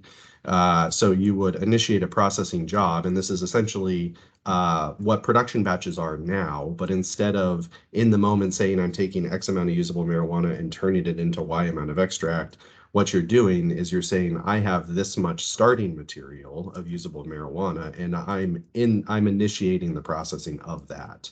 And so you would associate it with that job type you just created, and then you would name this particular run of this material. So by the date or whatever unique name you want to assign it, in the same way that you do with a production batch.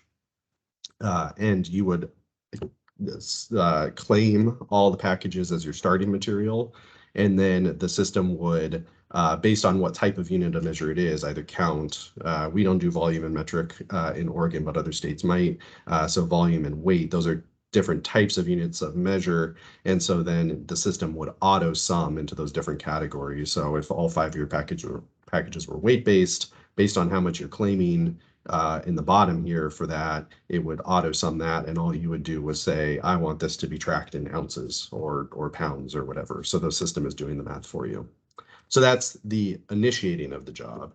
And then there's what comes out, there's adjustments if you make a mistake. So let's say, for example, I meant to say I'm starting with 10 pounds of usable marijuana, but I say I'm starting with 10 ounces of usable marijuana. Just like with a package, this is a mechanism to adjust your starting material in case of issues of data entry error or whatever else. So once you've initiated that job, you would, I don't have it in here, but you would create packages out of it. And so that's where you'd say, I'm making, this amount of terpenes, this amount of extract, whatever else. And at the end of it, you would close it out. So in the same way that producers close out their harvest batches, so we know it's done, everything that hasn't been accounted for is moisture loss. In the same way, you would finish your processing job. That is done. I've claimed all the physical material out of that. And then here's what's left over, biomass or whatever else that you would record for waste, and then dispose of that as you would normally. So that is the run through of the screenshots. I'm going to jump over to the language. Sorry.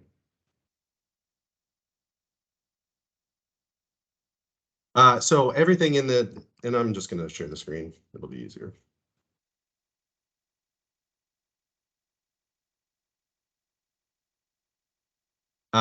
So everything here is aligning more or less with what we just showed in the screenshots.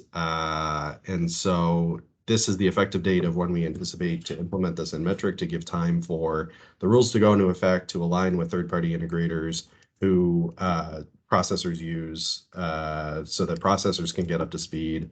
We'll also have the opportunity for incorporating it into training, including Metric XP, which is the sandbox environment that licensees are able to use. And so we would give a little bit of lead time there. And then this lays out what would go into those different elements that I laid out. So you would, when you're setting up the job type, you'd list the SOP, and there's some sort of additional fleshing out that we need to do here based on this discussion, but SOP or SOPs that sort of daisy chain together to create the beginning and end of your processing. The unique process lot name or number, just like you do now. The starting material of claiming those UIDs for the usable marijuana or the extract or whatever you're starting the processing from, and then stuff that comes out of it, as well as the waste. So again, most of this is already stuff that's being done in metric. It's just moving where it is that's being reported.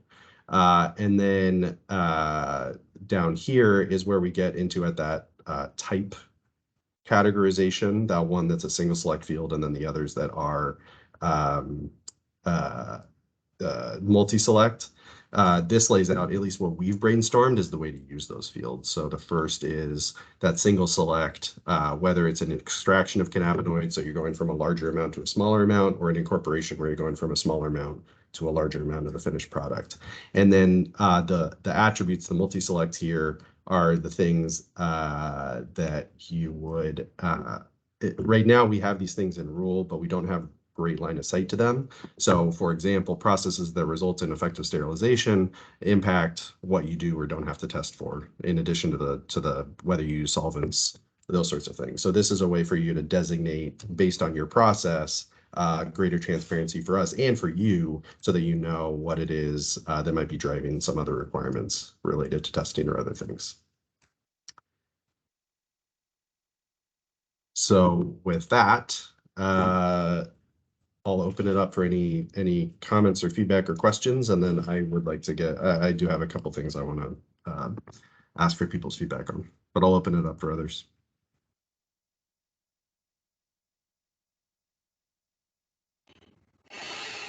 This is Jesse from the CIA, Oregon Retailers of Cannabis Association.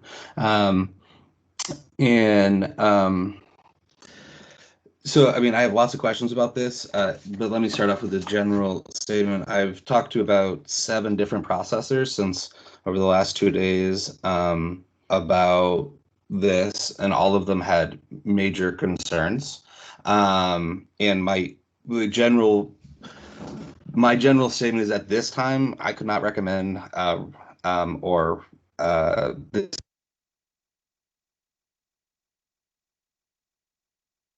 Jesse, I think you just went on mute. Oh, sorry.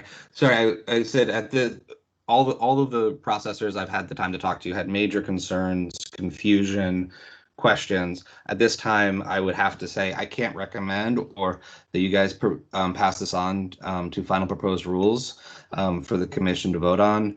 I would strongly request that this is something you guys feel very invested in, as significant or important, that you convene a work group with processors and work it out, and then have proposed rules on it in a separate rule package.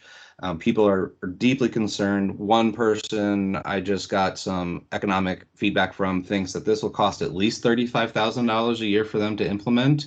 And that doesn't calculate also things with just the basics of, and that's if everything works perfectly.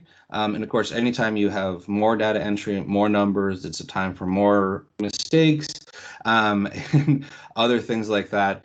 And so at the moment, my overarching comment is, please don't pass this yet. Convene a work group and work with the industry on exactly what you're trying to accomplish, and the most efficient way to do it. And so that's my overall comment. Within this, some of the concerns that have been brought up to me is privacy on SOP. How much detail do you guys want on SOP? What do people do for multi-step SOPs for processes? Also, that some of this might create essentially a business practice for folks, which would hinder their ability to create efficiencies and innovation because they're so structured on what they have to report and when in the process. The big concern is targeted around waste and how waste is calculated and when it is calculated, when it needs to be calculated, and that would severely hinder people's ability to be efficient. And in some cases, like, they would have to wait 5 days to be able to get a waste calculation for a run because of the way their systems are currently set up. So that might force them to change things. So this is just very concerning, and I don't fully understand it. I'm not sure the folks fully understand it. And so until we had more time to work with the OLCC on this and really understand what you're doing, just can't support this moving forward for final consideration by the commission. And really hope that you guys consider turning into a work group and working with us on this. And I just have lots of feedback from folks that just all freaked out. Nothing good. No one thought this was needed. People were really concerned that this would just be new regulations, new reporting, new metric work, when our big focus has been reducing the amount of metric and the amount of reporting that people have to do to create efficiencies within the industry. And so, strongly hope that you guys take this initial comments, and I probably have some more, but that, as far as we can tell, right, this is the opposite of what we've been trying to do, which is reduce the amount of operational work that people have to do that don't clearly provide a lot of value or public health or public safety. And I'm also really curious if there's other ways to get to what your end goals might be without each of these steps and some of the other things that people are really concerned about. So at this point, I'll pause, let people respond or other people make comments, but just very concerned about it. And again, very costly, hinder the ability of licensees to run their businesses in the most efficient way possible, and open themselves up for risk of false, of mistakes and other reporting, and just increase operational costs. So with that, I'll pause. This is TJ. Sorry, my camera's not working and then I was double muted. So I'm having all sorts of issues. But I did catch everything you said, Jesse. So thank you for that feedback. So just one thing, we did run this through work groups, through the user group when we were still doing those in person, and did site visits with processors. And everything that we heard at that point while we were developing the requirements and functionality with Metric is that this was a big gain for licensees in terms of how the accounting actually happens, because it's actually accounting in Metric what is actually happening at the license, for the reasons I mentioned, specifically around multiple runs from the same source material and designating things as in process. And so, I think my impression would be that, because I heard this from some people, seeing the rule language makes this seem a lot different or a lot more than it is. And so really this is about just creating the specificity and rule of what we're looking for through this new functionality, which again is net neutral in terms of what's actually required to be entered. So that's where I think some of the discussion around sort of tweaking or clarifying some of these we can get into, but we're not really interested in people putting in all documenting their full SOP in Metric. What we're interested in is them referencing their SOP number or something like that, right? And related to the cost issue, I think what would be most helpful for us is to hear a little bit more specificity of where those concerns are and what would be driving those costs. I do see that other people have their hands raised, so maybe we can loop back after other people have weighed in. I think you summed it up good, TJ and Jesse. My concerns on the cost, my concerns on I don't know, the necessity of it, I guess, but I also think that it's tricky for me. It's sometimes I think there's a bit of a knee jerk whenever these are written and people get up in arms. But I do know that staff had talked a bunch on it, and I do know from speaking with industry folks that there was a very loud chorus not too long ago, and still going on about the issues of diversion at processing, but from a lot of industry members. And so that's I guess where I can understand why processors get concerned and reach out to you, Jesse, and do it. But like TJ said, we heard different from the processors that were in the user group. So I think we can. I want to look at it and I want to really parse it down. I don't know that a user group or another or whatever you suggested, another group is a bad idea. We just got to get somewhere. And I agree with you that we want to reduce useless sort of compliance steps. But I don't, when everybody's telling us the issues at the processor versus at the grow, and we're looking at a lot of stuff to reduce it at the compliance stuff at the grow, we got to move it somewhere.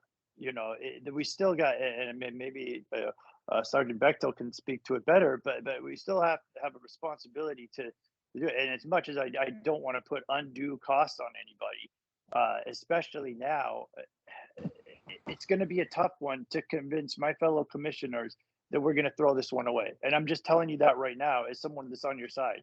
So I think the better thing to do is just really look at how we're going to get this done, and address the cost, address the unnecessary burden, address where it can maybe be better for compliance. Now, if I'm wrong, I'm wrong, but let's talk some more on it, or I want to hear from everybody else too. So that's my 2 cents.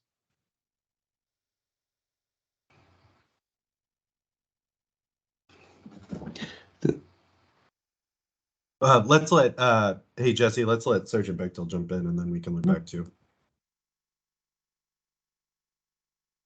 Thank you, Sergeant Bechtel with the Oregon State Police.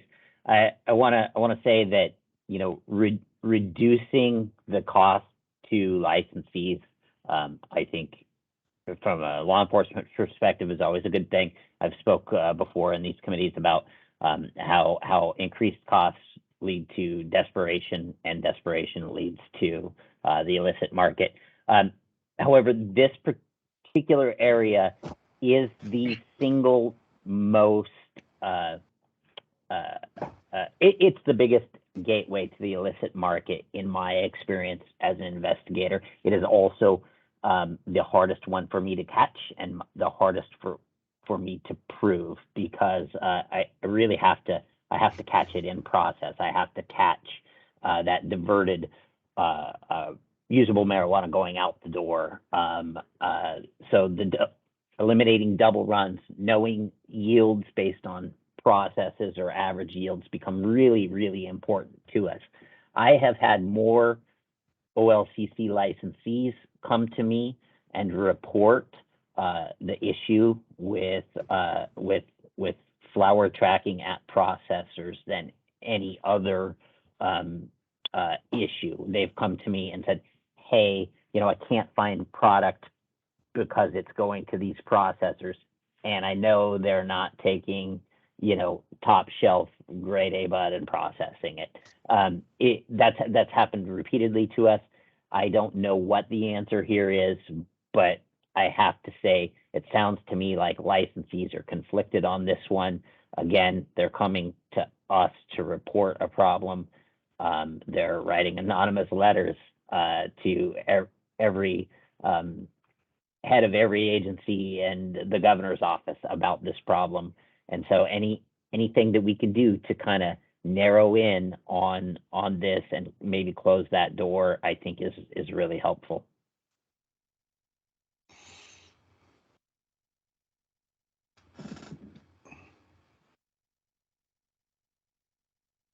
This is Jesse. Laura, I see your hand is raised, and since I already talked, why don't you go? Thanks, Jesse, if everyone's okay with that. So I have been a processor since 2015. We were one of the first processors to make distillate in the state, if not the first. And so before I give my comment, I would like to ask the OLCC, because I understand where everyone's coming from on this. I really do. I understand the ins and the outs of diversion and all of that. And that's definitely something we don't want. And so I have to ask, what do you want to accomplish with this new tracking? What do you think you're going to be able to see? Because I'm thinking about how we put it into metric, how we track our system internally and in metric, because we also track our systems for efficiency to make sure that we're not expending too much time or money on flour based on the price, etc. So what do you want to find? Like, what do you want to see when you're looking at this data? So this is TJ with OLCC. So that relates to what I laid out at the beginning at the high level overview. I mean, there's a couple of primary problems with the way that quote unquote repackaging as processing works in metric. So one is when you have the same source material that's being run multiple times to get multiple types of output. So think terpenes versus distillate, right? And that inability to claim source material and run it multiple times results in extraordinarily different ways that licensees are doing that, which makes it virtually impossible for us to do what Sergeant Bechtel is describing, which is looking at yields and outliers. And so that's fundamentally that's one very fundamental thing. The other is, like I said, accounting for things that are in process, because processing like harvesting is one of those things that doesn't really align cleanly with a single day activity of creating packages and reconciling your inventory every single day, because there are processes that span overnight and over multiple days. And so in Metric, there's no way currently for a processor to account for that in progress activity like there is for a producer with a harvest batch, where we know that material at a producer is drying, and so we don't have the expectation that they account for moisture loss every day. That's why we have the 45-day window. There isn't really an ability to do that based on the Metric functionality as it exists now for processing, whereas this new functionality would. And so what we see is a huge array of creative accounting from different licensees of how they report in Metric, and it makes it one, there are licensees who have other systems, maybe they have GMP or other processes that they do that, but there's no mechanism for them to account for that at all really in Metric. Then we have people who are just the flat out malicious bad actors, and the noise in Metric prevents us and as Sergeant Bechtel said, OSP or other law enforcement from being able to focus their resources on those. And then there's the people in the middle who aren't bad actors but don't have the level of sophistication or other systems where we walk in and no one really can account for what's going on. And it's not that we think that there's diversion, it's just the system as it exists now does not give the framework to account for processing in an accurate and transparent way. Great, thanks for that rundown. So I would say the in process aspect, being able to say that something is in process rather than giving it a product identity in Metric is helpful, because then you don't have to stop your process and retag everything at the end of the day. You can kind of have things that are still in process. I'm not sure if that's where you want it, but it is a better way of indicating what is actually happening when you're processing. Being able to run material multiple times, however, I mean, just in the distillate process, you're going to be rerunning. You can rerun that material 3, 4, 5 times to make sure you got everything. It depends on the amount of time you have, how good your material is, and also how much you paid for it. If you want to run it once because you got it for free or for $1, if you want, or if you paid, $20 for it and you want to run it 7 times or 8 times, you can really run that material over and over again and keep getting more yield. And so that concerns me, because I think we do rerun product and get a final amount, right? And we do that by saying that, okay, this is our, our mid process, and then that goes into the distillation machine, and we have weights for all of that. But then when you're weighing out the waste, that's going to be different for every extractor, because when you have the waste, it could be wet, it could be dry, it depends on your process, it depends on when they're weighing it, how far into the process. So that I do have some concerns with the weight there being confusing to the OLCC, how this flour all of a sudden weighs more and how much more. It's going to depend on how many times you ran the product. And everyone has such different ways of doing it. So I do agree, putting the SOP in there so you guys are able to say, okay, this is the process they're going through, especially if you have those SOPs, you're able to see, how many times they're running it. If you, have access to that. I don't know what kind of access you have, but I know we are supposed to have our SOPs ready for you when you do come.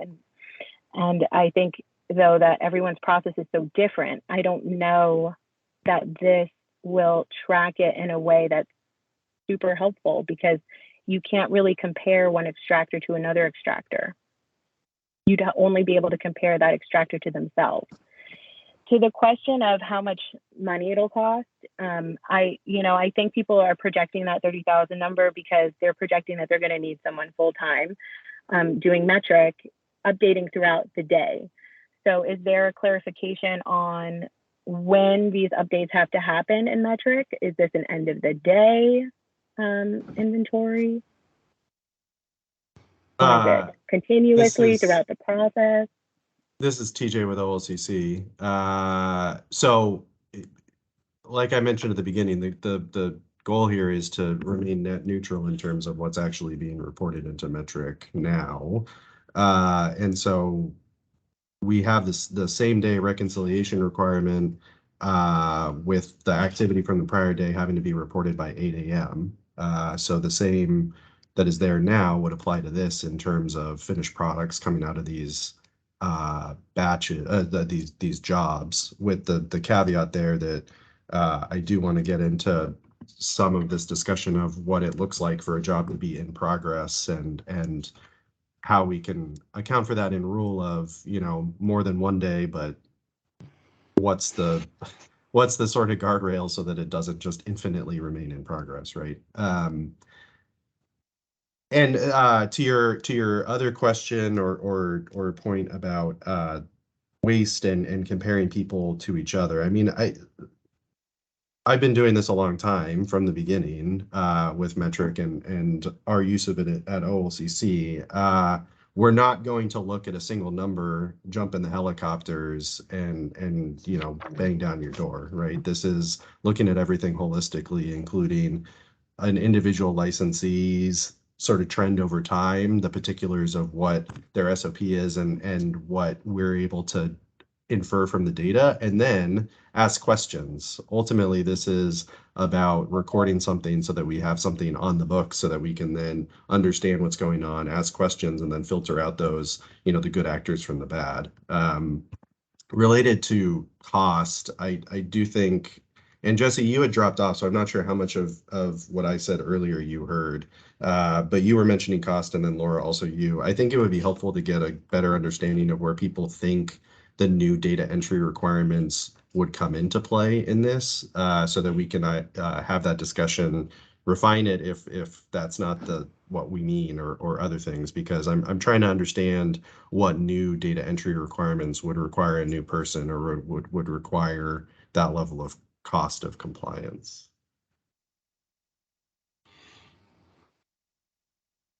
So this is Jesse. Laura, before I comment, Laura, since we were having your conversation, I just want to make sure you are finished.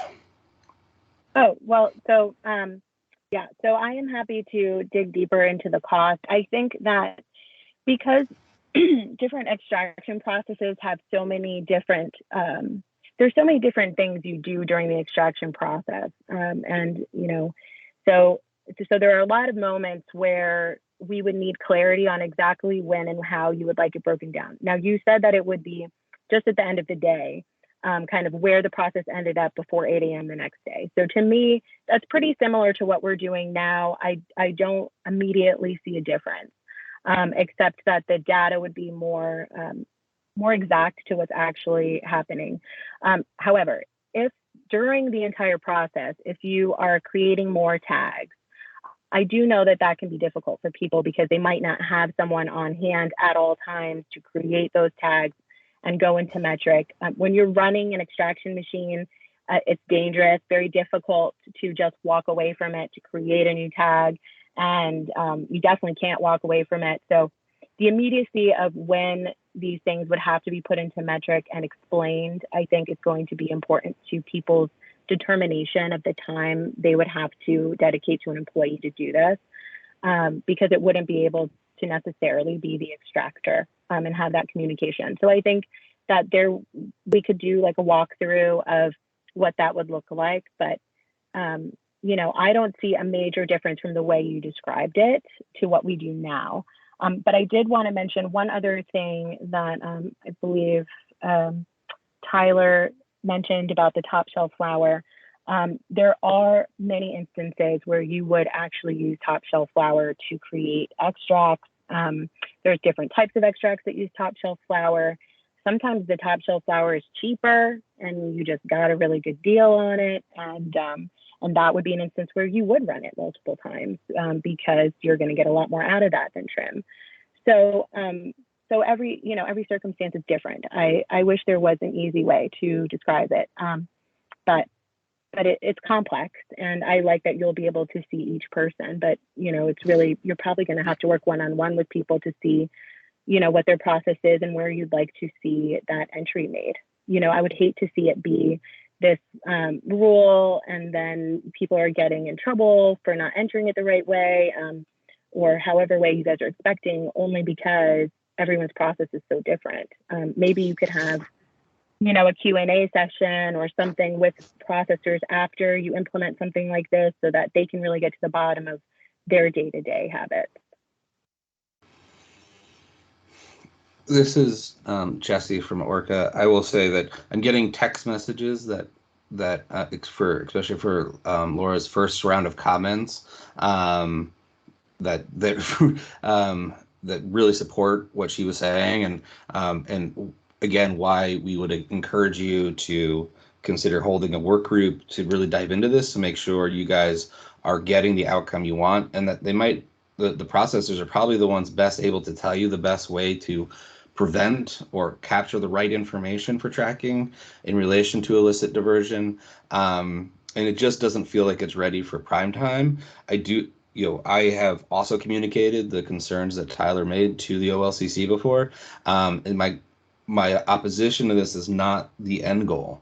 My opposition is to the process and the current status, and people wanting more time to internalize and provide feedback and maybe craft a better, more efficient, slightly maybe more flexible system, that because it is really complicated.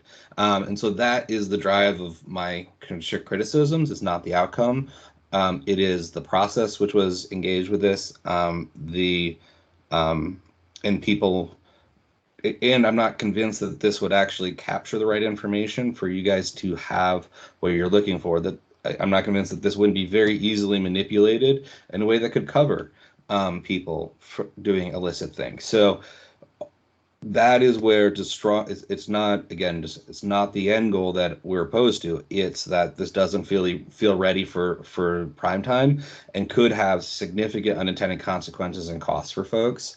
TJ, I am sorry I dropped off. My internet kicked out right after I was done talking, so I missed almost everything you said. I will listen to the recording when I get a chance. But I think the point is, I think there's better ways, and a little bit work with the industry might actually come out with a better outcome than is currently being proposed. The primary place where people seem to be concerned in relation to cost is the points at which people need to weigh waste material and to what degree waste material needs to be captured, and the timeline it needs to be done, especially in relation to the potential for capturing new or needing to create new tags. And so that create lots of complications. Like if they have to create a new tag at the end of the night, but they're not fully done with the processing, how do they measure the weight and at what point? And sometimes they swap out pieces within the machinery, and how do they calculate the waste that is like just strapped onto the screen or a filter or something? And so it could create lots of unintended consequences, but the primary place where I'm seeing cost potentially coming from is the potential for additional tagging and tracking waste in a way that currently isn't required, or on a timeline that isn't currently required, and the intricacies within that. The other big question that people had brought up to me, and I think it might be addressed, but just want to be clear, when you guys talk about listing out an SOP or including an SOP, what does that entail? I mean, would the SOP, does it need to be detailed? Does it just need to be a title? I mean, if someone says, how explicit does the SOP need to be on record versus, well, I guess that's covered someplace else, but in the listing of the SOPs, how consistent does that need to be? How detailed does it need to be? Is that discoverable or public information for others to look at? Those are some of the other concerns that people brought up to me, and I think some of this has been addressed, but just letting you know where people's minds are. But the calculation I was looking at is someone ran the numbers for extra staff time, waste tracking, and all that, and they came out about $675 a week. So that times 52, $30,000+. So this is TJ, and I hear you on the waste, and have had conversations with others about the waste. So we have more work to do of clarifying exactly, sort of laying out those parameters. And I do just want to emphasize again that the idea here is not to require people to tag in process items every single night. It's to make a more sophisticated way to account for in progress items without having to burn those tags, and save that staff time. In terms of your questions, Jesse, on the SOP, the way the rule is written now, what would be put into metric is the unique name of the SOP being used for that job type. And so everything in terms of details would be behind the curtain within the actual SOP. We already currently request SOPs for processors. Processors are required to have and maintain SOPs already. So there's no change there. It's just putting in sort of a reference to the SOP name, or whatever unique catalog you have, licensees have for maintaining their SOPs. So that's in 3 A, B, C. A references the unique name of the SOP. So that's all that they have to put in related to the SOP. The other two things are those categorizations that I talked about. Whether it's creating, you're going to end up with less or more material at the end of it, and then with the sterilization and those other aspects that I covered. And just in terms of the level of detail needed in processor SOPs, that's spelled out in OAR 845, 025, 3230. And when OLCC requests information, if it falls under the definition of trade secret in ORS 192501, that can be marked as confidential or trade secret. And so another concern that had been raised to me is because, and I think Laura said it well, like there's lots of different ways people do processing. There's two concerns with that. One, is the system flexible enough to capture all those different ways, or is it going to cause an inherent constraint of people's ability to innovate and create efficiencies and figure out what's the best way for them? And then two, is just sort of, for example, multi-day or multi-step SOPs and things like that. And just, how does are we going to be in another system where people are creatively engaged with metric to try and get to an end result, and just creating other sort of workarounds for complicated processes and systems? And so, because I'm going to beat a dead horse here, which again is why I hope you guys strongly look at providing more time to fully flush out how to properly craft this rule. And I still have major concerns, and just voicing them. This is TJ with OLCC. Just as always, the more concrete and specific examples we can get, or sort of the bulleted items related to cost, effort, the things that people feel don't fit into the proposed box, the more concrete and specific those things are, the more helpful it is for us in revising the rule language and getting to a place that works. Yeah, Jesse, this is Matt Miletus. For me too, like I need specifics. Like I get it that this is like, if it's a cost issue, I'll go to bat for it, because now's not the time to be raising costs. But based on what I'm hearing and what we're saying, is that maybe there's a misunderstanding of what's being asked of folks here. I really want to hear Laura's perspective on it, because she does this day in and day out. And so I think staff needs to really take into account what Laura has to say. But I guess the thing that I will say is that I don't want people, and this is, I guess, a suggestion for industry folks. If you come to the commissioners saying that something costs people $35,000 a year, and the people that did that math don't even understand what the rule is, like that is going to be a good way to lose credibility with everybody. So I just want to be sure, because I'm what I heard Laura say after she processed it was well, maybe if the metric is done that way, it's not going to cost that. It would only cost that if you had to have another person. So I get people get concerned when they see these rules, but you also have to understand there's stuff that led up to this, and I'm getting text now that there is a lot of the industry, that wants this looked at and wants the dynamic changed over there. So as much as there's folks that are upset about this, there's a lot of folks that are happy about it too. So I just, I really want to hear from Laura on how the rule can be improved, because I think honestly processors and the compliance guys can look at this thing and parse it out. If we need more time on it, I guess I just don't know what for. Like, I mean, for education, I'm fine with that. If it's a cost thing, I'm fine with that. But if it's just like we need more time for more time, we got to start getting stuff done. I mean, we got to start rocking and rolling on a lot of this stuff. So that's just my thoughts on it. But I will go to bat if it's a cost thing or a burdensome thing. But that's not necessarily what I'm hearing. Laura, go ahead and speak your piece too. Well, thanks, Matt. I think, I'm running through the process in my head right now with your new projections, right? So my main concern, less than even cost, because we already have to tag everything and track it, and is that you're going to get the data you want or need. Because I agree, I want a fair marketplace. I want people to play ball according to the rules that I have to play ball to. So I am 100% on board with stopping this diversion at the processing level. I understand how it could happen.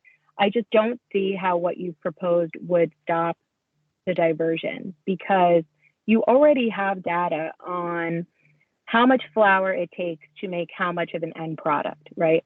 So you already can pull, I'm assuming from metrics, because I can, how much we use to make how much distillate, how many kilos, right? And of course, that's going to change based on the nature of the product, right? The nature of the flour you start with. But those percentages are pretty much within range of what is usual when you are processing. I think someone who's a smarter diverter, perhaps, would do that continuously and would always have the numbers be the same or close. And so I think that what we're talking about is an instance of diversion where a large amount of flour, for instance, is put in, and then suddenly a much smaller amount of extract comes out. But when I look at the metric data, I do see what we produce, because I, have to monitor the people who make the oil. I need to make sure that they are being efficient. And again, my main concern is more the cost of the product and the cost of this highly competitive marketplace to sell the oil. So I would really love to submit to you guys, I guess, offline, to be able to run through the process. If we did get this in the emails, I don't remember seeing screenshots, but if you do have a process for how you are looking at this, I am happy to run through our process and look at the costs or the time, and see if there are any changes and send it in. I understand everything Jesse's saying. I think we agree on some things, but from what you're describing, I don't see where there would be extra cost if we're not retagging continuously. It might take less tags, honestly, than what I'm currently doing. So I would like to run through it and see if I really do see a change, because I would hate to miss something. But at the moment, I can say that it sounds like it's going to be the same, except when there's that overnight process, or things that are in process overnight that would have to be weighed the night before, which would be impossible because they're sitting in a freezer full of alcohol, or they're, they could be just, a huge vat that I don't even know how we would weigh that. There's barrels. So I think that we'd have to figure out what we do with things that are in that process, because right now it's just the flour that's involved. Okay, the flour's moved here, it's moved there, and so where the pounds are. But if we could get to the bottom of how you'd want that to look, I think we'd have a better view of what the cost would be. And again, I have to reiterate, I don't know that this will help with the diversion issue, but I understand what you're trying to do. So if I can help figure out how you can get better data, that would be great. And for the SOPs, we've already had to provide the OLCC with SOPs in the past, I think several times. You know, just over the course of all the years I've been processing, it's really not an issue for me. You know, as long as they're not publicly discoverable, I feel like it shouldn't be an issue for anyone. But, you know, unless the OLCC is planning to get into the extraction business, I don't see what that issue is. But that's my 2 cents. If there is a way I can help you guys, please let me know. I'd love to run through the process with you and get you that data, and let you know where I think diversion could happen anyway, because there's quite a few places where you'll still have holes. This is Jesse with Orca. Thanks, Laura. And Matt. And I think, Matt, part of your comments, like, we'll do our very best to get you stuff, but, you know, we got these rules late last week, and then have to digest them and find people, and, you know, not everybody's available every minute of every day. And so that's part of the reason. No, I got you. I you know, believe me. No, is that people we've all been are doing well, digesting it. I got you. And I'm not but opposed you to saw the. what Laura did. I hear you. All I'm saying though is that, you know, a processor's gonna, like, when we talk it through like this with staff, like Laura had some very cogent answers real quick because she's doing it day in and day out. That's all I'm saying, is that, like, you know, and you know how to get in touch with them. You know who is having concerns on it. So I think, you know, staff, make sure you're available to Jesse, and maybe you set up a meeting in between now and then. The problem I got is you know, we go over these rules, and this is the process, and we all know it at this point. We just have to get, you know, when they put stuff out, it's not done in a vacuum. I mean, this came from industry, and I can tell you that with absolute certainty, from concerns that people were raising. So this isn't, I get that now that it's in black and white, people are concerned, but we just got to get the concerns on record and be addressing them, the real concerns, not these sort of nebulous things. And Laura, I thought, did an excellent job at kind of parsing down where the legitimate concerns are versus where they're not, because she's doing this day in and day out. So that's my only thought. But yeah, get your people, and then we'll talk with staff, and we got some time before the meeting, but let's just go quickly on it. That's my only thought. The other question people have is how does R&D work? Like, if an SOP isn't fully developed, how do they do that if they're actually developing the SOP and doing R&D? This is TJ with OLCC. So as Stephen mentioned, there's already a pre-existing rule that covers SOP and requirements. This metric functionality changes nothing in regards to the status quo of SOPs. All this does is it creates a place in metric to put the SOP that is already required and that is already presumably being created and maintained by processors, and that, like Laura said, we already request as a matter of course. Right. And I'm aware of that. I'm just also trying to get things on the record for clarity for people who are listening, and making sure that we're all on the same page. So, you know, I think we might have beaten a dead horse a little bit on this, but, you know, I think there is significant concerns about the best way to do this. I agree with everybody about the end result and people wanting to address diversion there. I'm just concerned about being able to fully flesh this out and ensure it's the best way to do it, and that doesn't cause unintended consequences. And as of yet, I haven't been convinced that is the situation. And so maybe we can work it all out together before the final proposed rules. But in my experience, that happens really quickly, and there often aren't a lot of changes introduced between now and then. And so just not confident that will happen. I do, again, support the end result. I know the concerns. I've heard them myself. I've communicated them to you guys as well. I just don't think that this is the way, this is going to get the results that you guys want. And at the moment, you know, $35,000 for for something that doesn't get the results you guys want is a really expensive return on investment.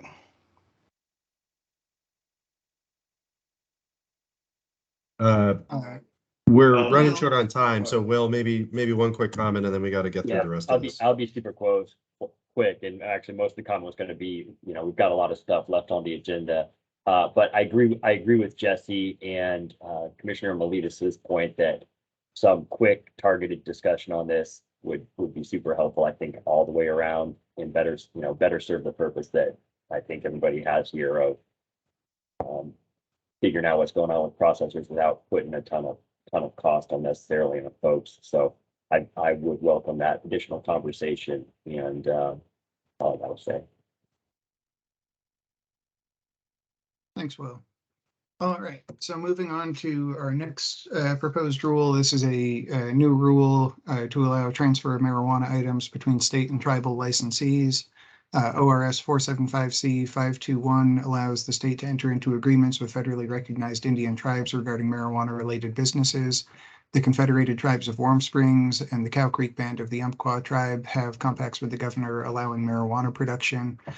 This rule allows OLCC marijuana licensees to receive marijuana items from and transfer marijuana items to tribal licensees. It's pretty plain and straightforward, but any feedback on this concept?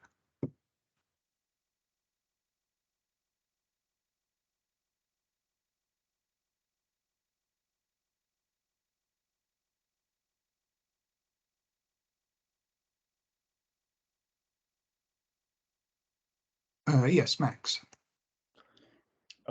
Yeah, just regarding testing of these items that are going to a travel license, I assume it follows through 3007?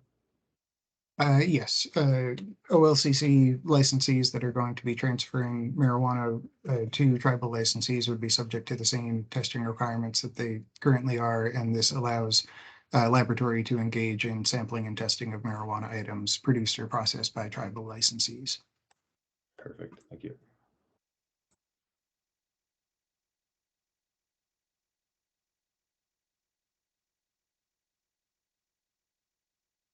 All right.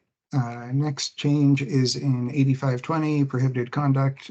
This is the same walk up, drive up change that we discussed previously. So we will move on to the next proposed change here, which is in 845-026-100 definitions. And this just defines the term batch, which is used in the hemp, industrial hemp derived vapor item labeling rules. And adds the definition of hemp cannabinoid product, same as the one in 845-025-1015. Any feedback on the definition changes?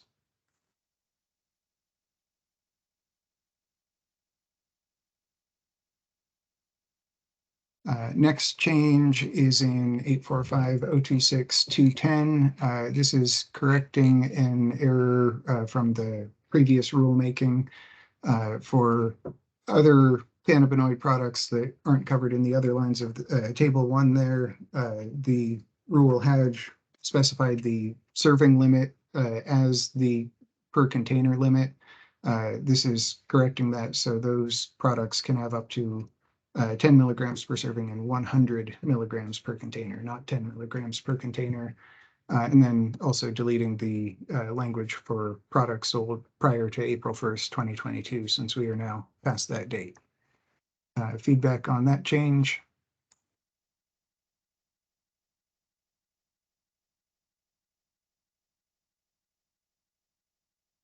And then the next set is in Division 26, 7,000 through 7040. This is hemp labeling rule, industrial hemp derived vapor item labeling rule, cleanup along the same lines as the changes in Division 25, just clarifying terminology, no changes in the actual requirements for what needs to be on a label, just better transparency. And then Division 26, 7070, there was some language from a copy paste error where the last sentence and a half of the rule was duplicated at the end of the rule. So deleting the duplicated language.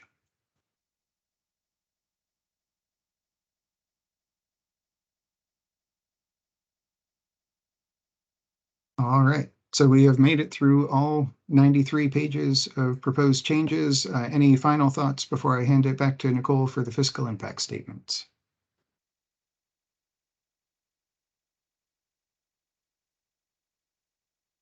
All right, well, thank you everybody for the discussion. This has been really helpful, and yeah, Nicole, take it away. Great. Thank you, everyone. At this time, we will move on to the fiscal impact statement questionnaire, which was circulated with your meeting materials. I will collect general feedback from the group regarding the possible fiscal impacts of this package. But for those wishing to provide additional feedback, please complete the statement and return it to me no later than Monday, September 19th by emailing it to olcc.rulemaking@oregon.gov.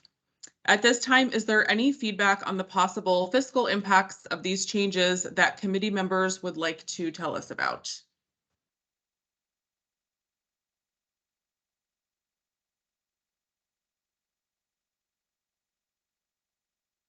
No one? Okay. Thank you. If there's any additional information you would like to contribute, please complete the form we provided and return it no later than September 19th. On behalf of the OLCC, I would like to thank our panelists today for providing their expertise on these issues. A notice of public hearing will be issued in the coming months, which will allow for interested parties to provide testimony or submit written comments. For more information, please visit our website or email olcc.rulemaking@oregon.gov. And it looks like we are going to conclude for the day. Thank you so much, everyone, and have a wonderful afternoon.